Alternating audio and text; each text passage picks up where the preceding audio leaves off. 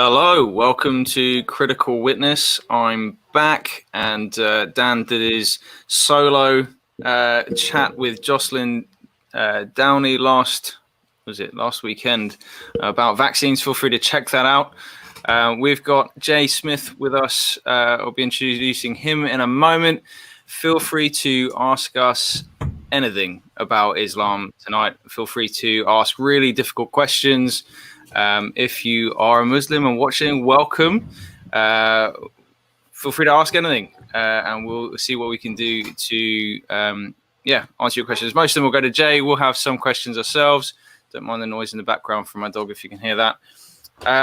Cool. Well, without any real further introduction, we've got Jay for a while, and I'm just going to hand over to him to introduce himself, and then we're just going to hammer him with questions as he's asked us to do. So start lining those questions up, and we'll get through as many as we can. So Jay, welcome. It's great to have you on the show. Could you just give us a real whistle-stop tour of how you came to faith and your journey, and why should we trust you as someone who knows what they're talking about with Islam? And then we'll kind of go from there. Okay, I can't ask you to trust me. You just have to listen to what I say. And if you don't like what I say, for God's sakes, throw the questions in and let's see if we can work around them. I'm actually, though I sound like an American, I learned this accent in India. I was born in India. That's where I grew up. Spent my first 17 years there up in the Himalaya mountains. My parents are missionaries. My grandparents are missionaries. I'm third generation. My family's been in India since 1913. So that's over 100 years. And that's really where I grew up, in an environment where I was surrounded by Islam. You probably don't know this, but if you look at the figures, if you just look at the numbers, India is the third largest Muslim country on earth. And almost all the approximately 200 million Muslims that are there in India are in the north. And that's why, having grown up with Islam all around me, I have no fear of it. I'm not a phobe. Islamophobe, as many people like to think I am. I don't have a fear of Islam whatsoever, and but it has shaped me for what I do today. And I am what they call a polemicist. Now, that's a big word. You've probably not heard it before. I go on the offense. That's what polemicists do. It's the offense, unlike apologist or apologetics, which would be the defense. So I do the offense, confront Islam head on. I've been trained to do that. I have 2 master's degrees, one in apologetics, one in Islamics, and I have a PhD in Islamic polemics. That's what my thesis is on. So because of that, I've been working in Islam. We're going on about 38 years now. My wife and I have been working in the Muslim world for about 38 years. 25 of those years in London. And that's really where I learned my Islamic apologetics and my Islamic polemics. That's where I really cut my teeth. And I would do that by going to a place called Speaker's Corner. Some of you probably know about it. Maybe you've been down there. It happens every Sunday. Not right now because of COVID. It's been shut down. But that's where I started going in 1992. And back then in 1992, Speaker's Corner was much more volatile than it is today. It was much more violent, physically violent. And there were very few of us that were actually engaging with the Muslims. Maybe only 5 of us that were ever there at any one time. And that only happens on Sundays. But that's where I cut my teeth. That's where I learned my apologetics. That's where I learned my polemics. Because it's the best place on earth to do that. You get peer reviewed immediately. Anybody who knows what I'm talking about, if you're in academia and you want to write a book on a certain subject, you have to then wait months for someone to then write an article to either debunk it or debate it or try to discuss with it. And that can take another 2 or 3 months before you get a rebuttal. At Speaker's Corner, you get it immediately. And that was such a good practice, an enormously engaging environment. It's the only place like it on earth. I don't know of any other place that's quite like Speaker's Corner. It is known as the bastion of freedom of speech, and that's why it is such an attraction. It is a magnet for Muslims themselves, and they would come in their hundreds. Back in 1995, I was beat up pretty bad because I was introducing something called historical criticism. I had been studying in 1994 and 1995 under Dr. Gerald Hotting there at School of Orient and African Studies at the University of London. And I was hearing all this brand new historical critical material concerning the emergence of Islam, concerning who Muhammad was. I was hearing things like Muhammad, the whole story of Muhammad, his biography was not written down during his lifetime, was not written down after his lifetime. It was not even written down during the same century he lived. He died in 632. Nothing written down about him, what he did or what he said, his hadith. That wasn't even written down in the 8th century. Well, there is one case, so there is one place where it was written down. So I was hearing these kind of stories, and I was taking them down to Speaker's Corner, and I got pummeled, and I mean physically pummeled even, by the Muslims that were there, because they had not known this. And I was trying to say to them what's the stuff that we were learning back there in the 1990s, that the earliest biography, this one right here, this is the biography of Muhammad. This is known as, well, as you can see, The Life of Muhammad by Ibn Ishaq. That is a lie. This has nothing to do with Ibn Ishaq. And see, I was told this by Dr. Gerald Haunting. Ibn Ishaq, we don't have anything of Ibn Ishaq. This huge tome, all about Muhammad's life, actually comes from Ibn Hisham. Ibn Hisham died in 833. This guy died in 765. That's a 70 years later. So everything we know about this guy named Muhammad comes from 200 years after he died. Now, that should trouble everybody. Thank God we don't have that problem with Jesus Christ. You know, when you look at Jesus's biography, Matthew, Mark, Luke, and John, when they talk about what he did, when you look at Jesus's sayings, that would be the hadith of Jesus, Matthew, Mark, Luke, and John again, the red letter part of the Gospels accounts. Those were written within 40 to, at the latest, 60 years after Jesus died. And they were written by those people that actually knew Jesus. They were there, eyewitnesses. John and Matthew were eyewitnesses. Mark and Luke would have got it from the eyewitnesses. So you have, if you look a like with like, and this is what I was taking down to Speaker's Corner, doing a like with like, saying, hold on a minute, we can go to 40, 60 years after Jesus died about what he said and what he did by people that actually knew him, were with him for the last 3 years of his life and wrote down what they saw and wrote down what they heard. You're going to 200 to 300 years, hundreds of years later, and hundreds of miles away, because these characters, Ibn Hisham, Al-Waqidi, Al-Buhari, Sahih Muslim, Ibn Dawud, these guys were living way up in what is today Baghdad. What is today Baghdad? That's hundreds of miles away and hundreds of years later. And you're saying that we're supposed to believe that? Thank God we don't have that problem in Christianity. And that's why it was when I was taking this down there and I was seeing the reaction of the Muslims, they started really coming down at me huge. Now, that's where I did my first debate. And I did my first debate with Dr. Jamal Badawi in 1995, August of 1995 at Cambridge University on this very problem. And I gave 10 historical challenges that I had gotten from Dr. Patricia Corona. I had been in the office that week. She was head of department at Cambridge University on Islam in the Near Eastern department, and she sat there and she went through all these different points. She gave me 10 different historical challenges concerning who Muhammad was, concerning how Islam began. And she says, use that, don't use this. Why don't you, here's a better thing to do. Here's a better way to say it, or here's some new information that no one knows yet. And I looked at her and I said, why don't you do this debate? And she says, because I don't have the freedom to do what you have. I have a chair to protect. I belong to an institution. You don't belong to anybody except your Lord and Savior, Jesus Christ. So you have no one else that's responsible for you except him. You don't have to say and follow the party line like I have to. She said, you have a freedom I don't have. And so I did this debate with Dr. Jamal Badawi. We gave 10 historical challenges in August. I can't remember the exact date in August. That was, 25 years ago we're talking about. And those 10 challenges have not been responded to. No one's been able to respond to them.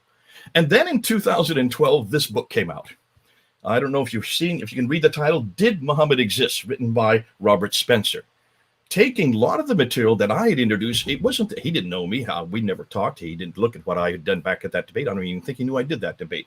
But he was using much the same information that I had gone to. He was going to people like Dr. Patricia Corona. He was going to people like this guy right here, Dr. Robert Hoyland.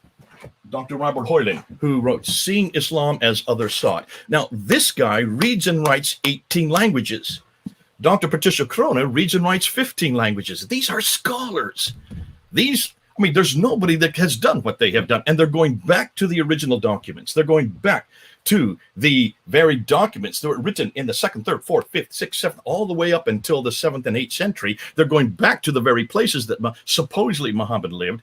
And what he was showing here, if you just read this book, this is another tome written by Dr. Hoyland. He was head of department at Oxford University when I got to know him.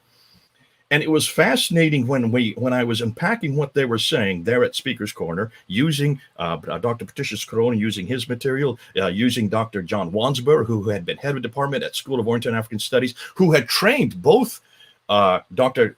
Patricia Corona and also Dr. Michael Cook. These are known as revisionists. Now, usually when you hear that word revisionist, you hear it's a dirty word.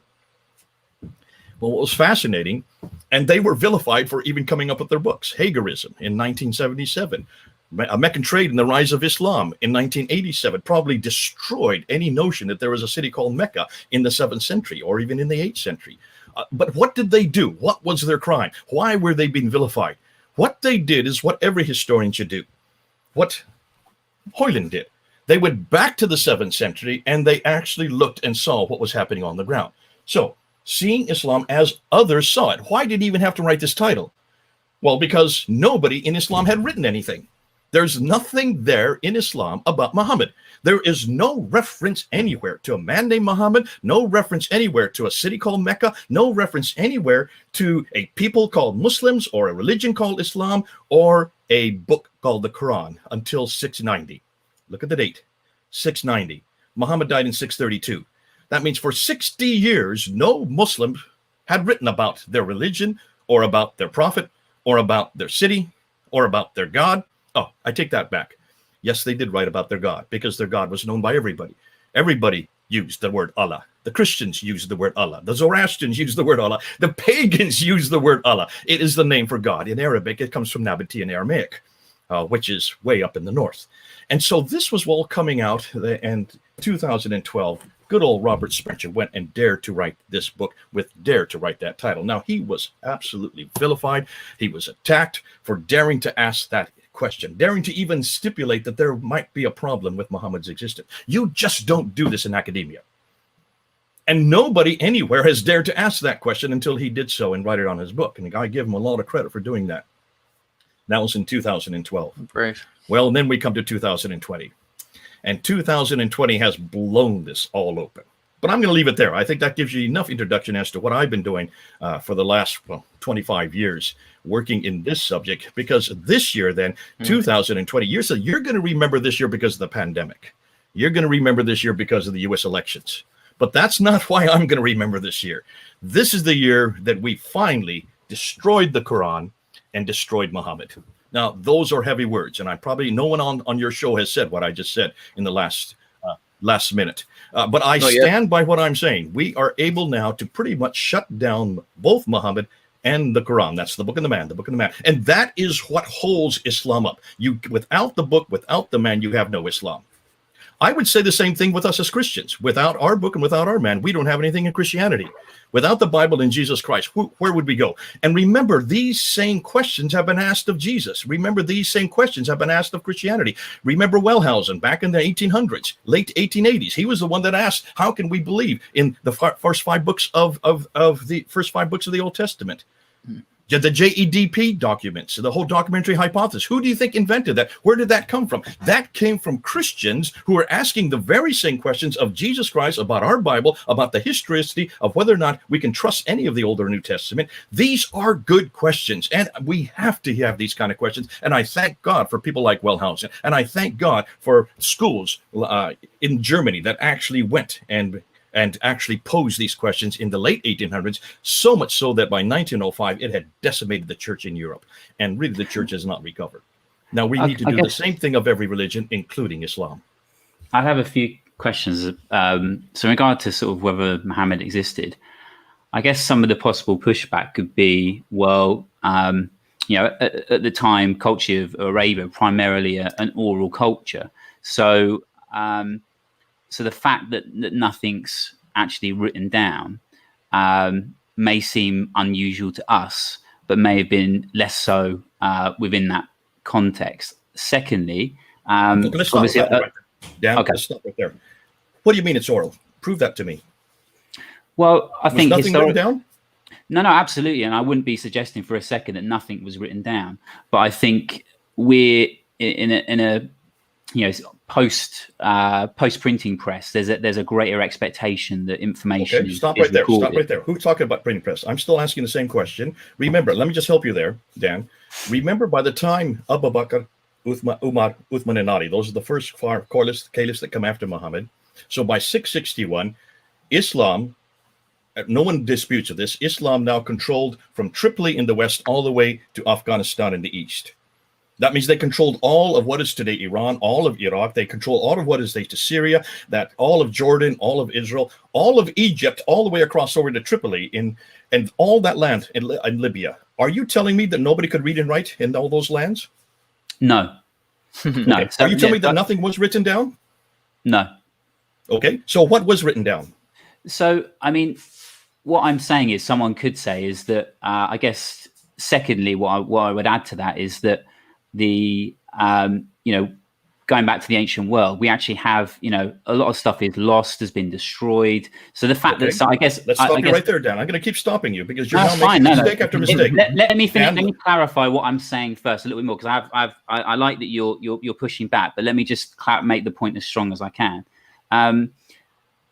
I think, in fairness, when you look back in history, we do have to appreciate that a lot of the historical sources have been lost. A lot of the Christian sources have been lost. A lot of ancient Greek resources. We don't have evidence of lots of people in history. If we look at the sort of historical evidence around Socrates, we don't have anything probably post 1,000 years. I'm talking about 7th century. Don't go way back to Socrates. I don't care about that. I'm talking about 7th century. Don't go back to the Old Testament. Stick with the 7th centuries and stick with the area that we're talking about. You're not helping yourself by using material that's 3,400 years ago or even 3,000 years ago. What happened 1,400 years ago? Look at this book right here. Was this written down? Doesn't seem to not within the tradition, isn't it? So hold on a minute. Would any Muslim disagree that this was not written down by the 7th century, by 652? Would they disagree? Would they agree with you that this was only an oral book and not a written book? The Muslims I've spoken to would that's what I've heard. 99.9% of every Muslim would confront you right with what you just said. Of course, this book is written down. What do you think Abu Bakr did in 632, in 634? That was the first recension. What did Uthman do in 652? He wrote this down. He sent it to 5 different cities so that there would be the Qurayshi dialect. How can you write it and send it to 5 different cities with a Qurayshi dialect unless it's written down? But isn't that considered least important? I've always understood that the way they kind of get out of any issues surrounding the Qur'an in its kind of written form is that it was communicated orally, and actually that's the most accurate form of the Quran, is its oral, the oral. See, now you're falling into the Muslim. This is the Muslim dance that you're falling into, Dan. Yeah. And I'm sorry, you've taken on their argument without even understanding it. And I'm going to throw my back to like you did with them. Be careful what you have just said. I'm trying to be. I see what you're doing, and I think this is the problem what Christians always do. You're mimicking what the Muslims have said, and you've not even thought it through yourselves. Think through what you've just said. Oh, it was an oral culture. That was the first thing you said. And they're now you're daring to say that orality is actually better for historicity than the written text. Do you really agree with that as a Christian? Absolutely not. Yeah, Dan's okay, then why are you saying it? And why are you trying to excuse it? Why haven't you come back and really shut them down on this? Because there's nowhere in the world that I would trust your word right now, or even trust you unless I filmed you saying it, unless I got something written down. You always go with the textual authority, way above any orality. So why are you using this argument, Dan? I think I like this because you just keep treating Dan like he's a Muslim. It's great. Yeah. Absolutely. See, I'm not saying I agree with this. I'm saying these are things I've heard, and I think I would agree with you. Like, especially, I would much rather trust especially going back to the 7th century, the written form, rather than sort of trust oral recitation that's sort of taken You would not trust that today. You write something. You have a contract. You want to have a contract in hand. You're not going to listen to someone's word and say, okay, now we have agreed upon that you're going to buy this house for £30,000. Well, 230,000 pounds. I forget where I am. You're in London. You're not going to buy a house for £600,000 and shake your hands and say, now it's agreed upon. No, you would want something written down, would you not? The same way, if this is God's holy word, if this is, as they believe, eternal and was sent down to a man between 6:10 and 6:30, 6:22, it better be written down. And if you're telling me that the only reason that we can even trust is because it had been memorized, I'd like to know what they memorized. Okay, that's the first problem. The second problem, Dan, with what your statement is, there were enormous amount of written material. Look at all the inscriptions. Look at the rock inscriptions. 30,000 of them. 30,000 rock inscriptions. Nothing about memorization there. But how many Muslims have looked at those rock inscriptions? They're not looking at them because they don't want to look at them. Because when you look at the rock inscriptions, and this is Ilke Lindstedt, who has done his work on this. He did his PhD studies on this, and he looked at he looked between 640 and 740. So 640 and 740, that 100-year period. 640 is immediately after Muhammad's death. 740 is when the Abbasids about ready to come into power. So it spans the whole Umayyad dynasty. It spans also Umar, Uthman, Ali, Muawiyah, going up to the Marwan, then on up to Abdul Malik, all the way up to about when the Abbasids come into power, that 100-year period. And when he looked at those inscriptions, he found that there is no reference, any of the inscriptions prior to 690, of which there are thousands, 30,000s. There is nothing in any of the inscriptions that are dated prior to 690 that have anything to do with Muhammad, anything to do with to Islam or Muhammad. I'm sorry, or Muslims, anything to do with Mecca or anything to do with the Quran. Those are the 5 things we're looking for in the 7th century. It's only at 690 that suddenly Muhammad's name is introduced. Now, that's the same time that he's introduced on the Dome of the Rock, which is a written text. That's not an oral text. This is a written text. It's introduced on the coins, which is written again. Are you hearing me, Dan? These are all written texts. And you need to look at the coins because the coins are probably the best things to look at beyond the rock inscriptions. What's fascinating, when he's introduced on the Dome of the Rock, on the coins, and on the rock inscriptions, he is introduced as the praised one. And it could be that this has nothing to do with a person. It could be nothing more than the praise. It could be even referring to Jesus Christ. Nonetheless, I'm not going to take a position on that today. It isn't until 730 that the rock inscriptions start imposing, and he's suggesting that this is a man named Muhammad. And then it's not until that period that you start getting references to prayer. You're getting references to the Shahada. The Shahada, I'm sorry, is introduced in 691 at the Dome of the Rock. It's also introduced on the coins. La ilaha illallah Muhammadur Rasulullah. There's only one God but God, and Muhammad is his prophet. The praised one is his prophet. Referring in the coins to Abdul Malik and referring on the Dome of the Rock to Abdul Malik himself. He is taken on that mantle, that messianic figure. But can you then understand, if you want to look at the written text, just follow the written chronology. Don't waste my time with orality because I'm not going to listen to that because I don't even know what you're talking about since you have nothing to prove your orality. You have nothing to say. And this idea of orality that you're mimicking is only introduced in this century.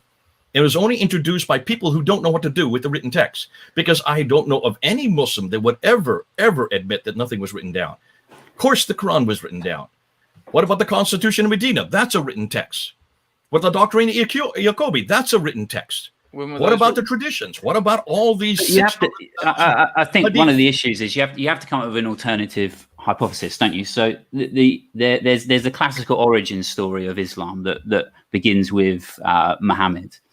So you can make claims about Muhammad not existing, but there has to be, and I think, as you said, there are some interesting points about gaps in the written tradition and literature, etc. But you still, that's raising doubt, but that doesn't necessarily really explain the origins of Islam. What makes most, let's say, a common sense, I would say, at least would make sense to have originated with a particular person. What's the alternative that you're offering? What's the alternative you're offering? So how did Islam start? How did the Muhammad myth You've originate? already now gone from confronting me now to ask me to now put it to make sense of it all. Isn't that interesting? How long did it take me to get you to do that? Come on, you got to do better than that, Dan. Come on, hit me for better things than that. Put on your Dawa hat. Go, Phil, you're next. Now he wants me to fill in the gaps. It's like it's my responsibility to tell you. I will do that, but not. You've already given up on the fact that there's nothing there to support it. I still want to get back at you, Dan. Show me anything that supports Muhammad, Islam, Muslims, the Qur'an, or Mecca from the 7th century. Now, we've been going, how much time we've been going, and you still haven't come up with anything. We've been going almost a half hour. Yeah. I mean, that might be the case. As I said, there are gaps. I think even if you is that might or is the case? If you look at the Christian narratives, let's look at the Christian. Let me just use that as an example. So, if we Jesus died either 30 or 33 AD. The first manuscript evidence we actually have, the earliest is what, probably, if we're being conservative, 125 AD, which is P52, is a part of John's Gospel. So that's nearly 100 years since from Jesus' death on the cross. Can I shut you down on that one real quickly? Yeah, go Let for me say it. that you're talking only about the gospel accounts. Let's just ask. You're suggesting therefore that Jesus did not exist. Maybe you're not, but you want to say what are the support we have for Jesus? Why forget about the gospel accounts? Let's go to Thales and Phlegon. Thales and Phlegon were debating the person of Jesus Christ. They were debating the day he died. They're saying that the time he died, the earth shook and the sun went dark. That was in 52 AD. That's within 30 years of Christ's death. You have Greek scholars who are already talking about his death and resurrection. Death, sorry, not his resurrection, just his death. You have Tacitus, who hated Christians. He was a Roman historian writing in the late 2nd century. He not only talked about Jesus Christ and his death, he gives us the date. That's why you know it's 33 AD, because it happened during the time of Pontius Pilate, under the time of who's the emperor at that? Tiberius. That's why we know it's 33 AD. Then you have Josephus, who's a Roman. When's the earliest manuscript? Then you have Josephus, who is a Jewish historian, who is writing in the late 1st century, early 2nd century, who is not only talking about who Jesus was and his death, he even refers to the fact that Christians believe he rose from the dead. So I've given you 3 references from 3 different non-biblical sources that are both hostile sources that said that Jesus did exist. Now, we could go and we could bandy about and say, have they been doctored later on? Possibly. I have no idea. But can you then see that we're not talking about 2,000 years ago? We're only talking about 1,400 years ago. I still am asking you, show me something from 1,400 years ago that supports that Muhammad existed. Just to have you come across anything? What is the general pushback on that? Because my knowledge of usually a pushback, and listen, Dan, I'm not expecting you to know all this. This is new stuff for you. But for most of those who are pushing back, they do go to things like the Constitution of Medina, which is the document that supposedly Muhammad put together in 622, between 622 and 624, when he first met the Medina, to inculcate all the groups together and the bandy under one text.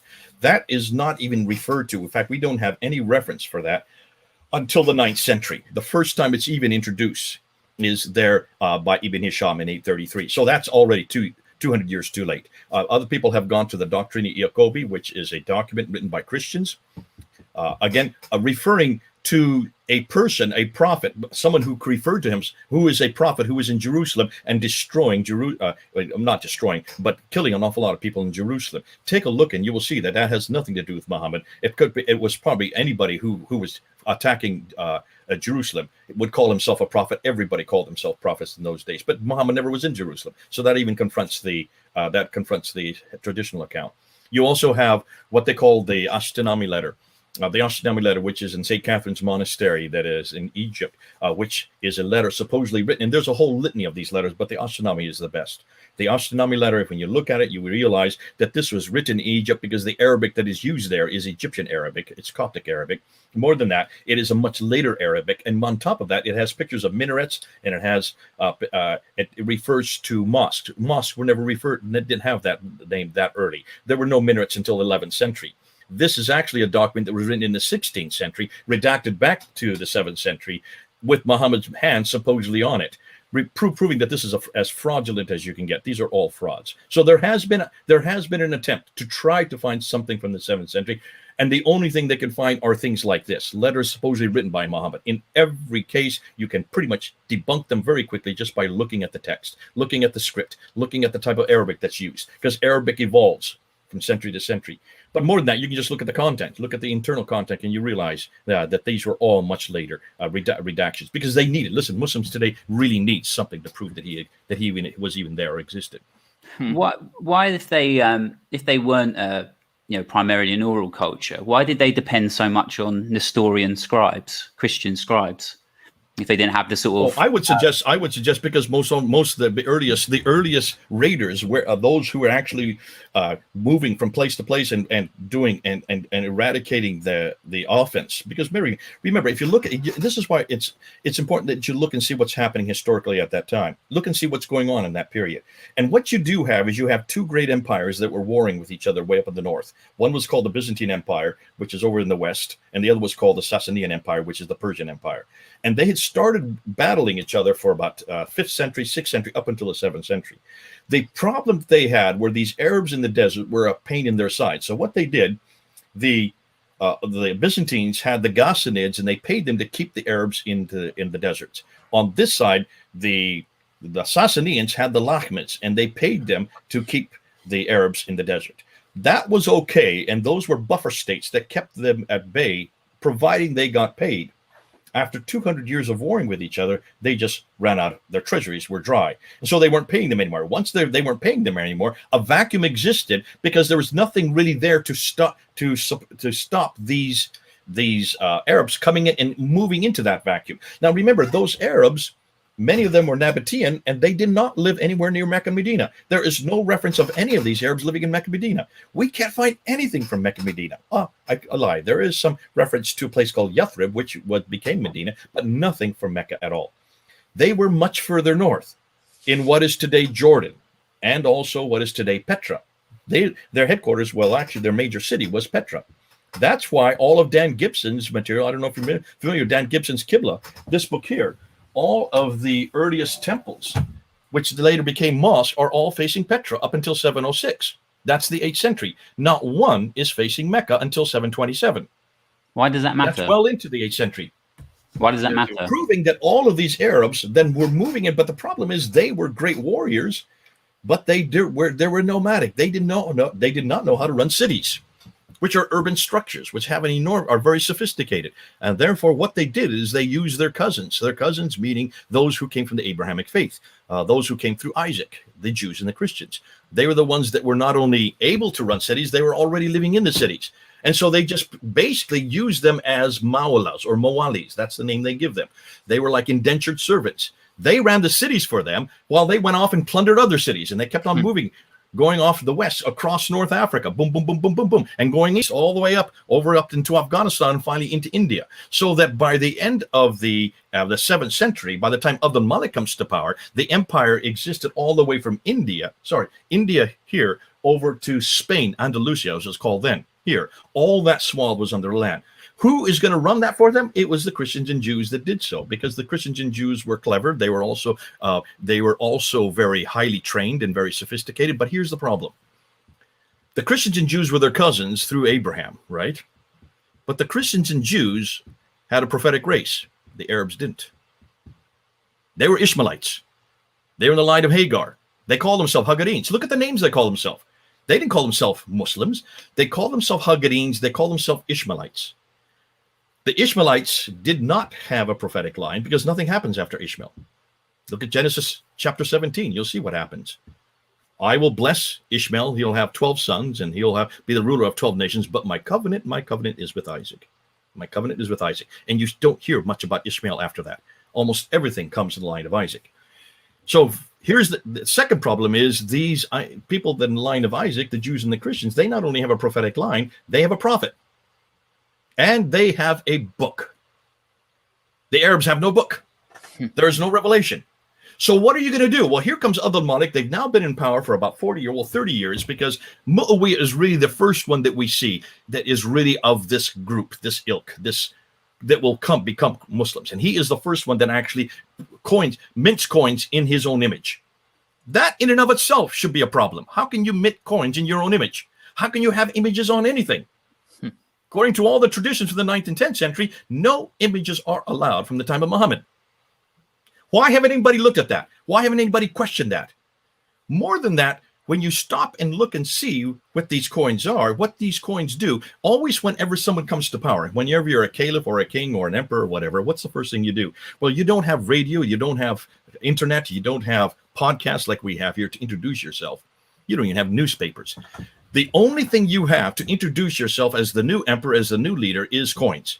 Coins are the only thing and that's why they would use, of course, coins are used for commerce, but they're also used to introduce the new leader, the new king, the new emperor, the new caliph. And that's why every king minted his own coins. And remember, look, the mints did exist.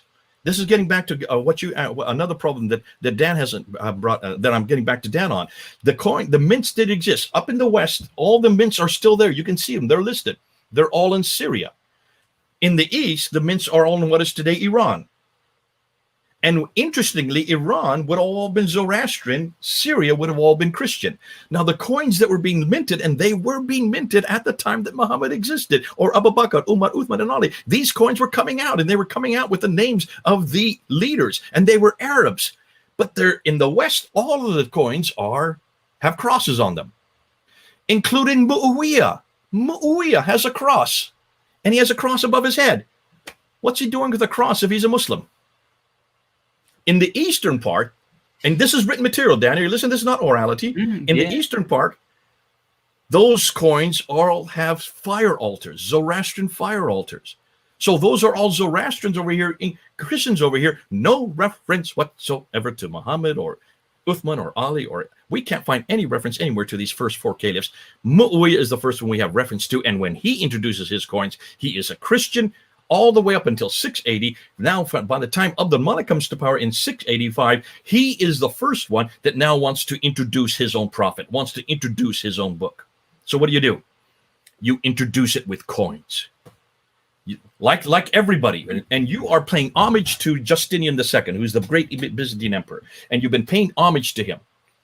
But you take coin, and you introduce it in 692, and on that coin, you have images that always had crosses on them. Now you take the crosses off and you put on the backside, instead of the Byzantine cross that's always been there, you take that off and you put your own column, which is just a rod with a circle on it, which is a mockery of the cross. And you introduce La ilaha illallah Muhammadur Rasulullah. That's where the Shahada is first introduced on that coin. Justinian goes to war against Abdul Malik because of that. So the very next year in 693, you introduce a brand new coin. And this coin, you put your own image on it. There is a picture of Abdul Malik with a sword saying, "I'm going to war." This is a in-your-face kind of slapping in the face of Justinian II. But you don't just do that. You also go to Jerusalem. You're up in Damascus. Remember, all these Arabs had their headquarters in Damascus. Why has anybody never questioned that? If they are really Muslims, why don't they have the headquarters in Medina and Mecca, in the Hijaz? No one's ever questioned that. They're always up in Damascus. Muawiyah is up in Damascus. All the Marwanids, all the Sufyanis, all Abdul Malik, they're up in Damascus. And what do? You go down to Jerusalem and you build the greatest religious structure of its day. Why in the world in Jerusalem? Why not down in Mecca, if Mecca even existed? Well, the obvious answer is there was no Mecca. And why Jerusalem, since that's not where you're from? Look and see where the Dome on the Rock is built. It's built up on the hill, looking down, overlooking the Church of the Sepulchre. This is an attack against Byzantine Christianity. Why? Because your greatest threat, politically speaking, are the Byzantine Christians. Not the Sassanians, not the Abbasids over in Ctesiphon, which now today is Baghdad. It is the Byzantines. This is a political gesture, but it's also a theological polemic. Because in that building, on the inner ambulatories, the two inner ambulatories, the only part of the building that still exists today that's original, you then write inscription after inscription attacking Jesus Christ. There is no reference on that Dome of the Rock about Muhammad going up to heaven, about Muhammad going up to the seven heavens, which is why the Dome of the Rock is, for Muslims today, if you ask a Muslim why the Dome of the Rock is there, it's to commemorate that event. There is no reference about the Miraj. That's called the Miraj. Nothing about the Miraj. It's all attacking Jesus. Say not three. That's attacking the Trinity. For God is one, and he has no son. That's attacking his divinity and his sonship. Truly, he neither does he begetteth nor is he begotten. That's attacking John 3:16. Folks, if you want to see why Islam was created, it was created to attack us. It was created to attack Jesus Christ. From its very earliest inscriptions, they've been attacking us. Now, these then you introduce on your coins. And by 696, then, you then take off the image. No more images after that. From 696, look at the coins, and you will see all the coins have writing on the front and writing on the back. And everything on the front and in the back is attacking Jesus Christ. Islam was created to attack us. Why am I saying this? Because I'm looking at the evidences on the ground, and I'm not looking at the 9th and 10th century traditions and trying to redact them onto these images. You cannot do that as historians, and that's been our problem. Everybody that I've talked to for the last, my goodness, 38 years that I've been working in Islam, all they've tried to do is try to interpret everything they know about the 7th century from the 9th and 10th century. We would never do that as Christians. Nobody would do that as a historian. Why in the world are we allowing the Muslims to do that, and why are we following into their trap? By mimicking and mocking and mimicking exactly what they're saying without thinking it through. As a historical exercise, you always go back to the event. You always go back to the time of that event. You always go back to the person of that event. You always go back to the time period. And then you look at the evidence that's in your hand, and then you say, this is what the evidence is saying, and this is what I think is happening. You don't sit there and say, well, this is what they told me to say. This is what they think was happening, because that's 9th and 10th century. That's all about it. That's way up in Baghdad. They were never there when that happened. They were never around. They were never even near when that was all going on. And that narrative was created. It took them almost 100 to 200 years to create that narrative. And that narrative is all attacking the Umayyad narrative, which would make sense because this is nothing more than a political attack. These are attack after attack against the Umayyads. And this is what you would expect when empires are born and when they're created. But on top of that, you need to have a book and you need to have a man to support and hang everything on. That's why they had to introduce Muhammad by 730. Once they introduced the man, then they had to give him a story. And that's why it took them another 70 years to get that story together. And that's why that story was finally introduced in 833, but they still didn't have the sayings. And that's why we know very well that al-Bukhari was given 600,000 of these sayings of this prophet, and he whittles them down to 7,397. That means he throws out 98% and only retains 2%. How in the world and where in the world would you throw out 98% unless you had an agenda, unless you were trying to create a narrative at that time? So 2 questions. So why are Islamic are Muslim scholars listening to this evidence? So would you listen to this if you were a Muslim scholar? No. And secondly, what if there have been responses from scholars or I don't know, popular level polemicists, apologists, etc. What have they been? Rather than attacking you, I know there's been attacking, but what in terms of the actual substance of what you said, has there been? Dan, do you know of anybody that's responded to this? Not that I'm aware of. No. What has been their response? Jay is an Islamophobe. Jay is a Muslim hater. That's called ad hominem. What happens when you use ad hominem? Did you see what happened on November 26th, about 3 weeks ago, when Yasser Qadhi put up that 51-minute diatribe against me and David Wood and Dan Brubaker? Why do you think he had to do that? Save face. Because of these books right here. This is even more damaging than what I've just been doing. How long have we been going now? We've been going for about 45 minutes. If you want to get into damaging material, talk about these. Because this is much more damaging than anything we've just talked about. Because these are books that you can read. You can buy these books on the internet. I got these in July. You can buy them, and not one of these is the same, and all of them are in Arabic. Not one of them is a translation, and every one of these are supposed to be original, and every one of these are supposed to be in heaven, and every one of these are supposed to be the ones that Muhammad received from 610 to 632. So what? Now try to answer me that one. Okay, what's the difference then about someone just saying, well, Christians say, well, here I've got a stack of 20 Bibles. I've got the NLT, the ESV, the NIV, the KJV, the NKJV, and look, they all say different stuff and they're all worded differently. And look, a KJV's got something about the Trinity in there, and then later editions don't have it. So what's the difference of a Muslim just saying, look, I can do the same thing with Dan, you can do better than that. What? I need to get Dan a dollar hat. Come on, Dan, you can do better than that. Okay, I'm not going to answer that. I want you to answer it right now. Stop and think how stupid that is. I know how stupid it is. I'm just okay, I want you to answer it then. Let's see if you can answer what you just said. Dan, shall I be the shall I answer it? I feel like you're taking all the heat. I'll answer for Dan. Dan can answer it, but just the basic of translation, isn't it? So you got. So are you saying all in English? those books. The on Bible was your- never written in English. I know. Can you believe how stupid that sounds? I know. I'm just trying to think. What are you talking? Who says that the Quran was written in English or the Bible was written in English? I thought the KJV Now, was. if you the were to perfect tell word of me God. now, Dan, if you were to give me now all 30 different New Testaments written in Greek, then I would listen to you.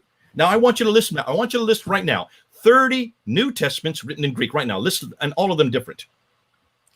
Yeah, I mean, I think that they'll. I mean, we could find differences in terms of spelling and word scribal errors and things in different Greek Absolutely. and Syriac. But you cannot say and that as a Muslim. manuscripts. But I know, and that's what I'm saying is what's interesting. I think about the whole debate is that Muslims have set such a high threshold for No. the It's not Muslims.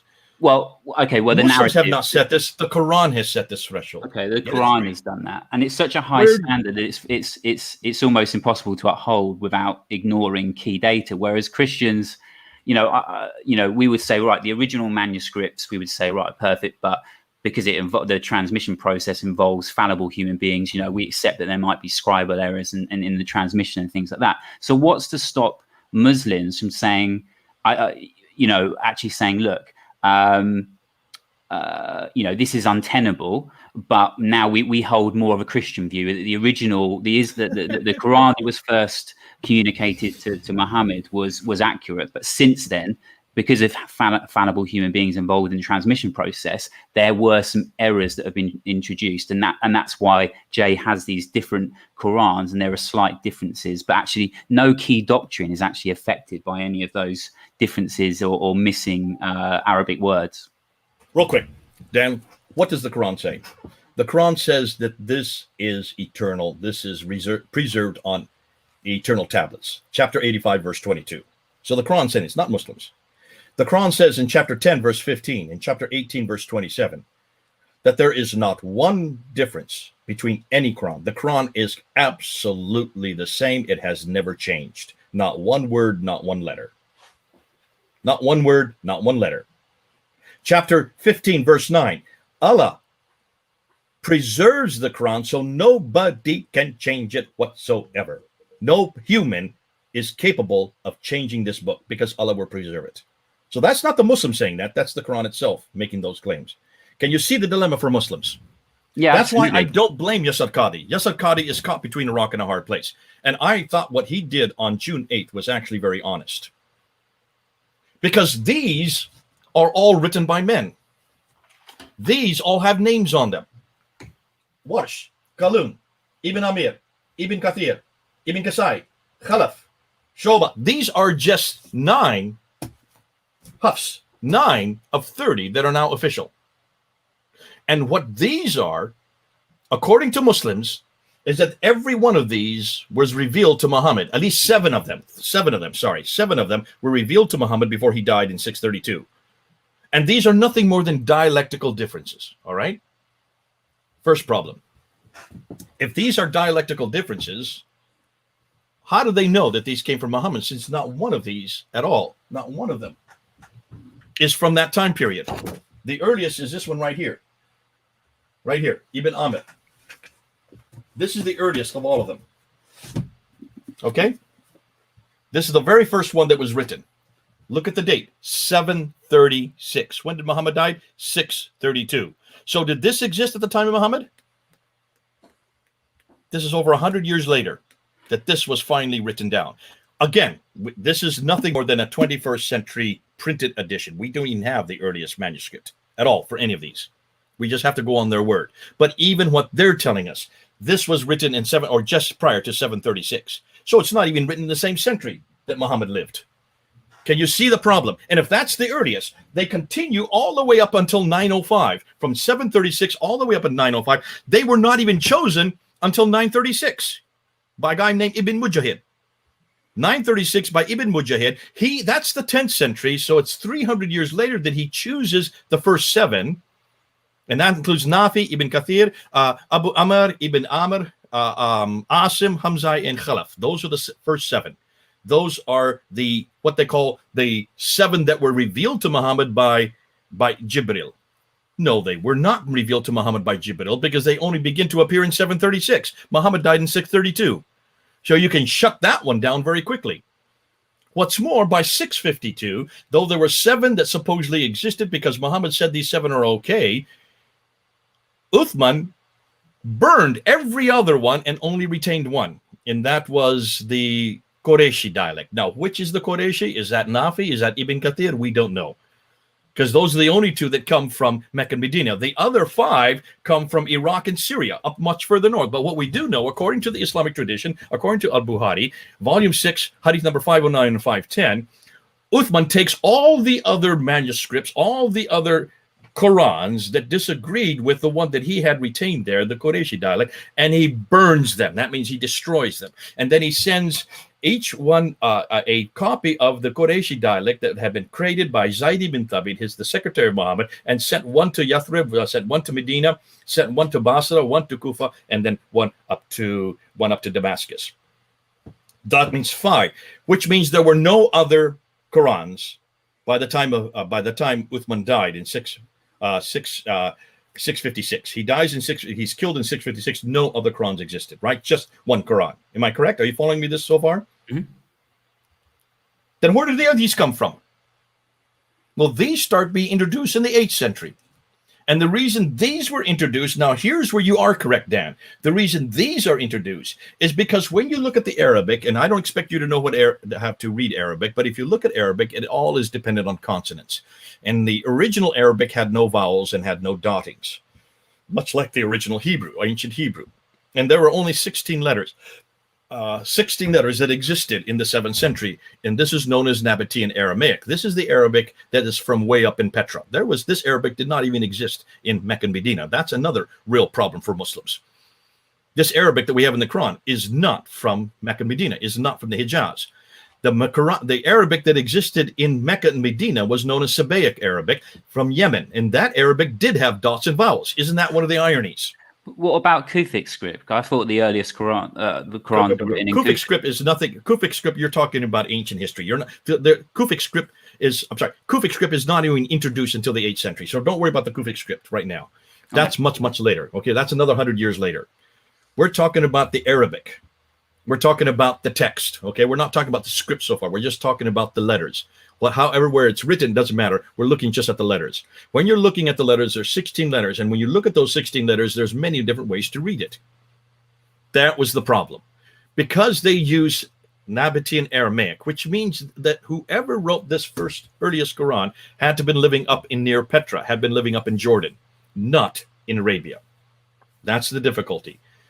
When they realized that they could not read what there was being written, and if you look at all the earliest manuscripts, the ones that have been retained today, like the Topkapi, the Samarkand, the Ma'il, the Hosseini manuscript, the Petropolitan manuscript, and the Sana'a manuscript, the 6 major manuscripts, they do not have dots and vowels. Let me be careful with that. There are some dots that have been added at a later date in a different color, but when they were first written, they did not have dots and vowels. And so the difficulty was, because they didn't have dots and vowels, they could not know what they were reading. And that's why they had to quickly invent these dots. So there are 5 dots that were invented. 1 dot above the letter makes a na, 2 dots makes a ta, 3 dots make a tha, 1 dot below the letter makes a ba, 2 dots make a ya. So it could be na, ta, tha, ba, ya. You have 5 different possibilities for every smiley face you're looking at. And every word has 3 smiley faces, or roughly 3 smiley faces. So if you start putting dots all over the place, and with 3, you can come up just with 3 letters next to each other, making one word. You can come up with anywhere from 19 to 33 different words, completely different words. Therein, since you had so many different possibilities, if you can have upwards of up to 33 different words with just the dots, can you then imagine if you have a whole sling of words that make a verse or a sentence? So what was happening is all these different scribes in the 8th century up in Baghdad, now it's called Baghdad, it's no longer called Ctesiphon, up in Baghdad and in Kufa and in Damascus and in Basra, primarily those major cities, they were starting to put dots all over the place. And they were coming up with all their different Qurans. And that's why you have all these different names. And as many as 700 different Qurans were created by the 10th century. By the 10th century, when Ibn Mujahid realized that there was a problem here. How can you have 700 different Qurans? So he chose 7. And he chose 3 from Kufa, 1 from Basra, 1 from Damascus, and 2 from the Hijaz, 1 from Mecca and 1 from Medina. Those are the 7, right? Because of that, That was supposedly was closed. No, that wasn't closed because this guy is not in that list. Did you notice? Nafi, Ibn Kathir, Ibn Amir, Abu Ibn, Asim, Hamza, Khal, Al-Kasai. What about this guy right here? This is the one that's used all over the world today. This is the canonical text that everybody uses. Oh, everybody? What about these? This is the one you use, right? That's not in the original 7. There was a problem. So they then had to realize that with all this plethora of different Qur'ans, and they were different Qur'ans, these weren't different translations in English, okay? These were actually Arabic. All of them were Arabic, just like Greek New Testaments. 700 Greek New Testaments. You would have a problem, wouldn't you? So what would you do if you were suddenly handed 700 different Greek New Testaments? What would be the first thing you did as a textual critic? Well, I want to look for the earliest one. Okay, so you look for the earliest one. So that's this guy right here, 736. And then what would you do? Compare it with the others, read it. Which means you have to open it up, right? Yeah. And read the text, right? Is that what they did? That would probably be the most authoritative one. Is the earliest is generally the case, isn't it? Okay, well that's the earliest because the date, because he died in 736, earliest. But next, what you would do is you would open it up and read the script and compare it with the script of the earliest one, right? Sure. They did open one page. They didn't read one word. So how did they choose all these different guys? How did Ibn Mujahid choose the first 7? I think I heard, but I can't remember. He basically went to see how many different students he had, and whoever had the most students was chosen. It had nothing to do with textual criticism; had everything to do with popularity. Is that how you would? Is that how you'd use a text? Choose a text for the New Testament? It wouldn't be my preference, no. Wouldn't build trust, no. So, but like, is that a cultural aspect of it? Like, I don't understand why that would be. Well, I guess it's a power play, and maybe that says a lot about Islam. But it has all to do with popularity. There has never been any textual criticism done for any of these manuscripts. No one has done what we did with the Bible. No one has dared to do with what we've done to the Bible. Can you then say, but listen, we haven't even stopped yet. Remember, then by 1194, another guy comes up. His name is Al-Shatibi. So we're talking about the 12th century. We're talking about the 12th century. Muhammad died in the 7th century. We're 500 years later, he decides there's still so many Qurans. Let's choose 2 for each one of these guys. And let's choose the 2 that are the most important for each of these guys because they have the most readers, the most people that come after them, the most number of students. So he chose 2 for each one of the 7. So that's now another 14 are added to the list. That's done in 1194. But that's still not good enough. Another guy comes in 1429. So now we're into the 15th century. Now we're 800 years after Muhammad. Another guy comes in. His name is Al-Jazari. Al-Jazari then chooses another 3 readers and 6 of his students to come after him. So that makes 9. So you put 9 to 21, you get now 30. 30 are chosen in 1429. So you're talking about 800 years after Muhammad. You now get the 30 official ones. And all of them were chosen by popularity.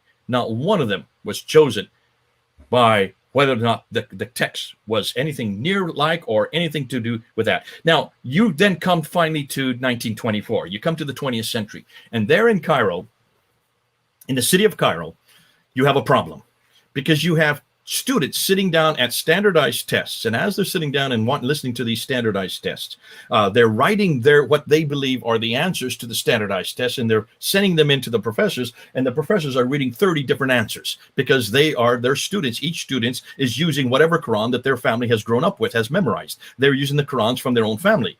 And many of them are not using the standard one because the standard one, there was no standard, but they were using Warsh. He was very popular in North Africa because he comes from Egypt. They were using this guy here.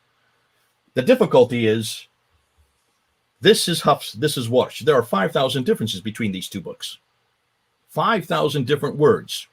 So 5,000 different meanings. Jay, so how do Muslims actually how do Muslims live with this then? Because if we're saying they haven't heard it until June 8th. No. What I'm saying, I'm going back a bit. I mean, I'm saying that we've got all these. We've got the 7 Qurans. Okay, so if you're saying that each of them is different, okay, but you're also saying that in the Quran it says that it's that the Quran, not one word can change. So how, on the one hand, of Muslims, are you saying they've never reflected or thought there's any inconsistency? The fact between in the Quran it says no word will change, but there are 7 different Qurans that you're talking like a Christian who has had historical criticism jammed down your throat now in textual criticism for 200 years. Can you see the problem with the question? Muslims have never heard what you've just said. Muslims have never heard what I've just said. Muslims are not taught to do that. Let me tell you why. Take a look. Did you look at that interview between Mohammed Hijab and Yasser Qadi back on June 8th? Yes. Yeah, if you could just summarize what happened, that'd be good. We've seen it. In order to summarize what happened, we need to go back to 2016. Okay. We need to go back to 2016, 4 years ago. And the reason this all came to the fore was because of one little lady who lives in London. Her name is Hatun Tash. And do you know her? Yes. No, of her. I'd like to get her on the channel at some point. You've got to bring her on board. This woman has done more to destroy the Quran than any other one woman I know. She's only 5'2". She's from Turkey. She was on my team. I had met her at OCA, Oxford Center of Christian Apologetics, because I was teaching there at OCA, and she was my student. She thought I was arrogant, which is true. I come across as being arrogant all the time because I'm so confident in what I'm saying. And I say that as a joke, but it's true. I mean, this is just the way I come across. And so she thought that I was arrogant because she'd grown up as an imam's daughter. She had grown up in Islam her whole life. She had always been taught that there was only one Quran and that there was not one word, not one letter different, not even one dot she had been taught, not even one diacritical dot was different. No vowelization was different. Now, that completely is stupid because those were only invented in the 8th and 9th century. Nonetheless, this is what she had been taught. And here I was talking to her and telling her about all this stuff, and she just thought she wanted to walk out of class. But I had mentioned that I go down to a place called Speaker's Corner every Sunday, and I get up on a ladder, and I take on hundreds of Muslims at a time, which if anybody would like to come down with me. And so she decided to come down because Oxford's not too far from London. And so it's only about an hour's drive. So she came in, and she came that next Sunday, and she never stopped coming. She fell in love with Speaker's Corner. And you can see why when you look at her personality. She is actually born for Speaker's Corner. She's an amazing debater. The woman has a tenacity like no one I've ever seen. Jump to 2013. In 2013, or maybe it was 2014, one of those years, she was on our team. She'd come and she would get up on the ladder with me every Sunday. Because I've never met somebody as tenacious as her. I've never met somebody who is as courageous as her. I've never met somebody who can learn things as fast as she does. She actually can put you to shame, and she's very intimidating to be around because she only ever talks about the gospel. She will only ever talk about the gospel and confront Islam. She will not do any small talk. Don't take her out to dinner. She doesn't have any taste she has no sense of taste. She's never had any sense of taste, so she doesn't really care about food. She just needs it to live. But also, don't try to get her into small talk. She will just go right back to the gospel or about Jesus Christ, and she'll make you look stupid if you don't have the answers for what she's asking. So here she was went to North Africa to do some training to a group that's down there, and she went into a bookstore to get a Quran. She wanted to get an Arabic Quran to train up the students there. Now, remember, this woman doesn't read Arabic at all. Even though she grew up in a Turkish family, her father was an imam. She doesn't read any Arabic. So she wanted to get an Arabic Quran just to show the people, because they all could speak Arabic there in North Africa. And the guy behind the counter says, well, which Quran do you want? And she kind of says, what do you mean, which Quran? He said, well, we've got here Warsh, and we've got Ibn Amir, and we've got Hafs here, and we've got Ibn Kasai. He says, hold on a minute. You've got more than one Quran? He says, yeah, we have about 6 here. Which one do you want? She said, well, give me them all. So she bought them all. They only cost a few dollars, and she brought them back to London and showed them to me. And I started laughing because I had no idea that you could find this. Because remember what I talked about. Remember back in Cairo in 1924, they were having problem in the high schools. And so they went to a guy named Muhammad ibn al-Huzani al-Haddad, that he was there, a scholar at Al-Azhar University there in Cairo. And they asked him, because of all these 30 different Qurans, can you choose one of them that could be the official Quran, so that we can only mandate that as the Quran that all the students need to use, so that we'll be able to have standardized tests. That was the problem. They wanted to get standardized testing in the Quranic subjects. So he chose this one right here. Why did he choose this one? What a stupid choice. This is the worst one he could have chosen. This does not come from Mecca. This does not come from Medina. This comes from Kufa. It comes from a guy named Hafs who died in 796. Muhammad died in 632. That's 144 years later. This is one of the Qurans that was burned by Uthman. Remember that? In 652? Remember what I said about half an hour ago?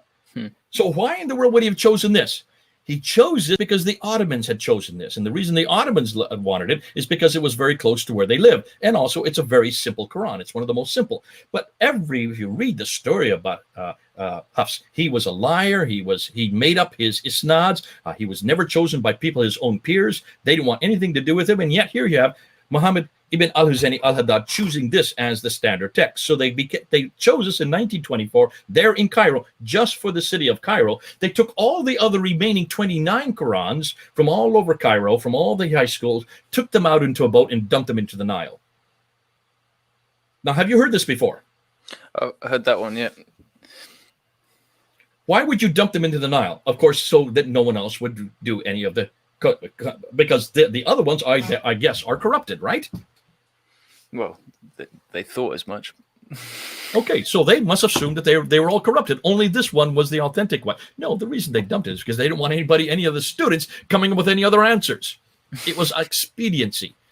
Now, stop and think. Are you permitted to dump Qurans in the Nile today? Are you permitted to burn Qurans in the Nile today? Are you permitted to tear them up and put them in your mouth and spit them out? No, you would be killed if you did that. And yet that's exactly what they did 96 years ago, excuse me. And no one seems to complain about it until I bring it up. And Yasir Qadhi goes and starts laughing and making a big fool of himself, thinking that this was all fiction. But that's what happened in 1924. By 1936, it was such a successful model for the schools in Cairo that they decided to make this Egypt-wide. So all the schools in Egypt then started using Hafs. By 1985, in Saudi Arabia, King Fahd, who was the king at that time in 1985, realized what a great project this was in Egypt, realized that they had this problem all over the Muslim world, and so he decided to take this book and make it standard for the entire world. That's only 35 years ago. This book is only 35 years old as far as the canon of the Quran. And I don't know how old you guys are, but that makes me older than the Quran.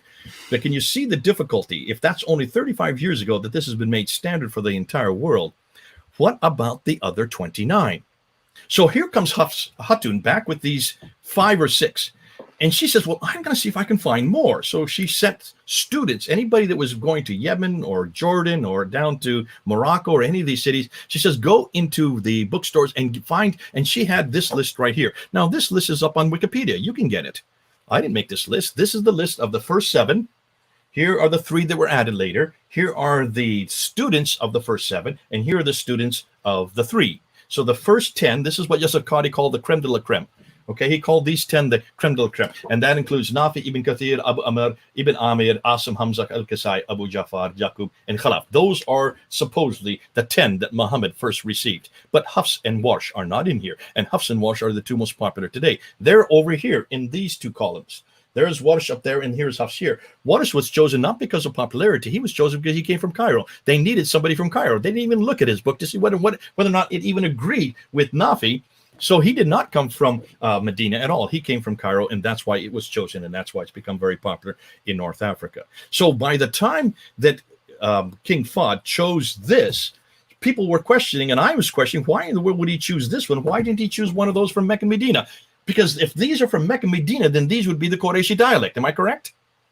This would be the dialect that Uthman decided was the original dialect, the dialect that Muhammad would have spoken, and the dialect that should therefore be in heaven. But that's not the one that was chosen. He chose one way down here that comes from Kufa. Can you then understand then by 1985, when they made this the official text, this is a real problem. Because then by 2016, my good friend Hatun Tash had now collected 26 of these. 26 different Qurans. And she said, let's take these down to the corner. Now, at that time, I said, listen, Hatun, who cares about this? This is nothing more. I said much the same thing you did, Dan, showing my ignorance at that time. Nothing against you, Dan. You're not into this whole world. So I love it when you make these kind of statements, because I can throw it right back in your face, because it's been thrown back in my face for now 25 years. So I said to Hatu, why in the world should we take these down? Listen, we know that the dots and the vowels were added at a later date. This is nothing more than where you put the dots and where you put the vowels. That's man-made. Those are all man-made. She kind of looked at me and says, Jay, would you stop talking like an American, stop talking like an academic, and start thinking like a Muslim? every Muslim, whether they are radical, whether they are nominal, maybe not the liberals, but the radical and the nominals, that's 99.9% of all Muslims have always been told there's one Quran. There's not one word, not one letter has changed. Because if one word, any letter has changed, that means man has changed the Quran. And if man can change the Quran, that means chapter 15, verse 9, you might as well throw it out of the Quran because God has no longer protected it. You might as well throw out chapter 10, verse 15. You might as well throw out chapter 18, verse 27, because that means the Quran can be changed by humans. And you might as well throw chapter 85, verse 22 out of the Quran, because that means it is no longer eternal. If it is eternal, in order for it to retain its eternality, in order for it to retain its inimitability, no man can change one word. No man can change one letter. Can you see what you're saying, Jay? And she said, can you see what I'm saying, Jay? And I kind of looked at her and I said, wow, I see what you're saying. She says, if all we need to do is just hold up two different Qurans and show two words that are different, and we have destroyed the Quran. In the eyes of every Muslim and eyes of 99.9% of Muslim. You've got to start thinking like a Muslim, she said. Someone just put that up there. Yeah. And see, that was my problem. I was thinking as an academic. I like Dan Brubaker's material. This is much more damaging as far as I'm concerned. This is much more damaging. But this is academia. This is only about 1% of all Muslims will even understand this argument.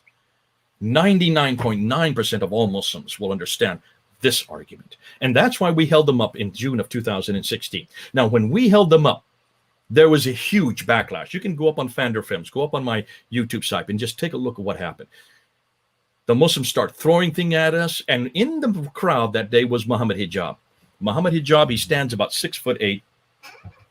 I was on the ladder and he was right next to me, filming me, yelling at me. And he has been a thorn in our side for many years. And there he was right there. When he stands on the ground, his head's next to mine. That's how tall he is.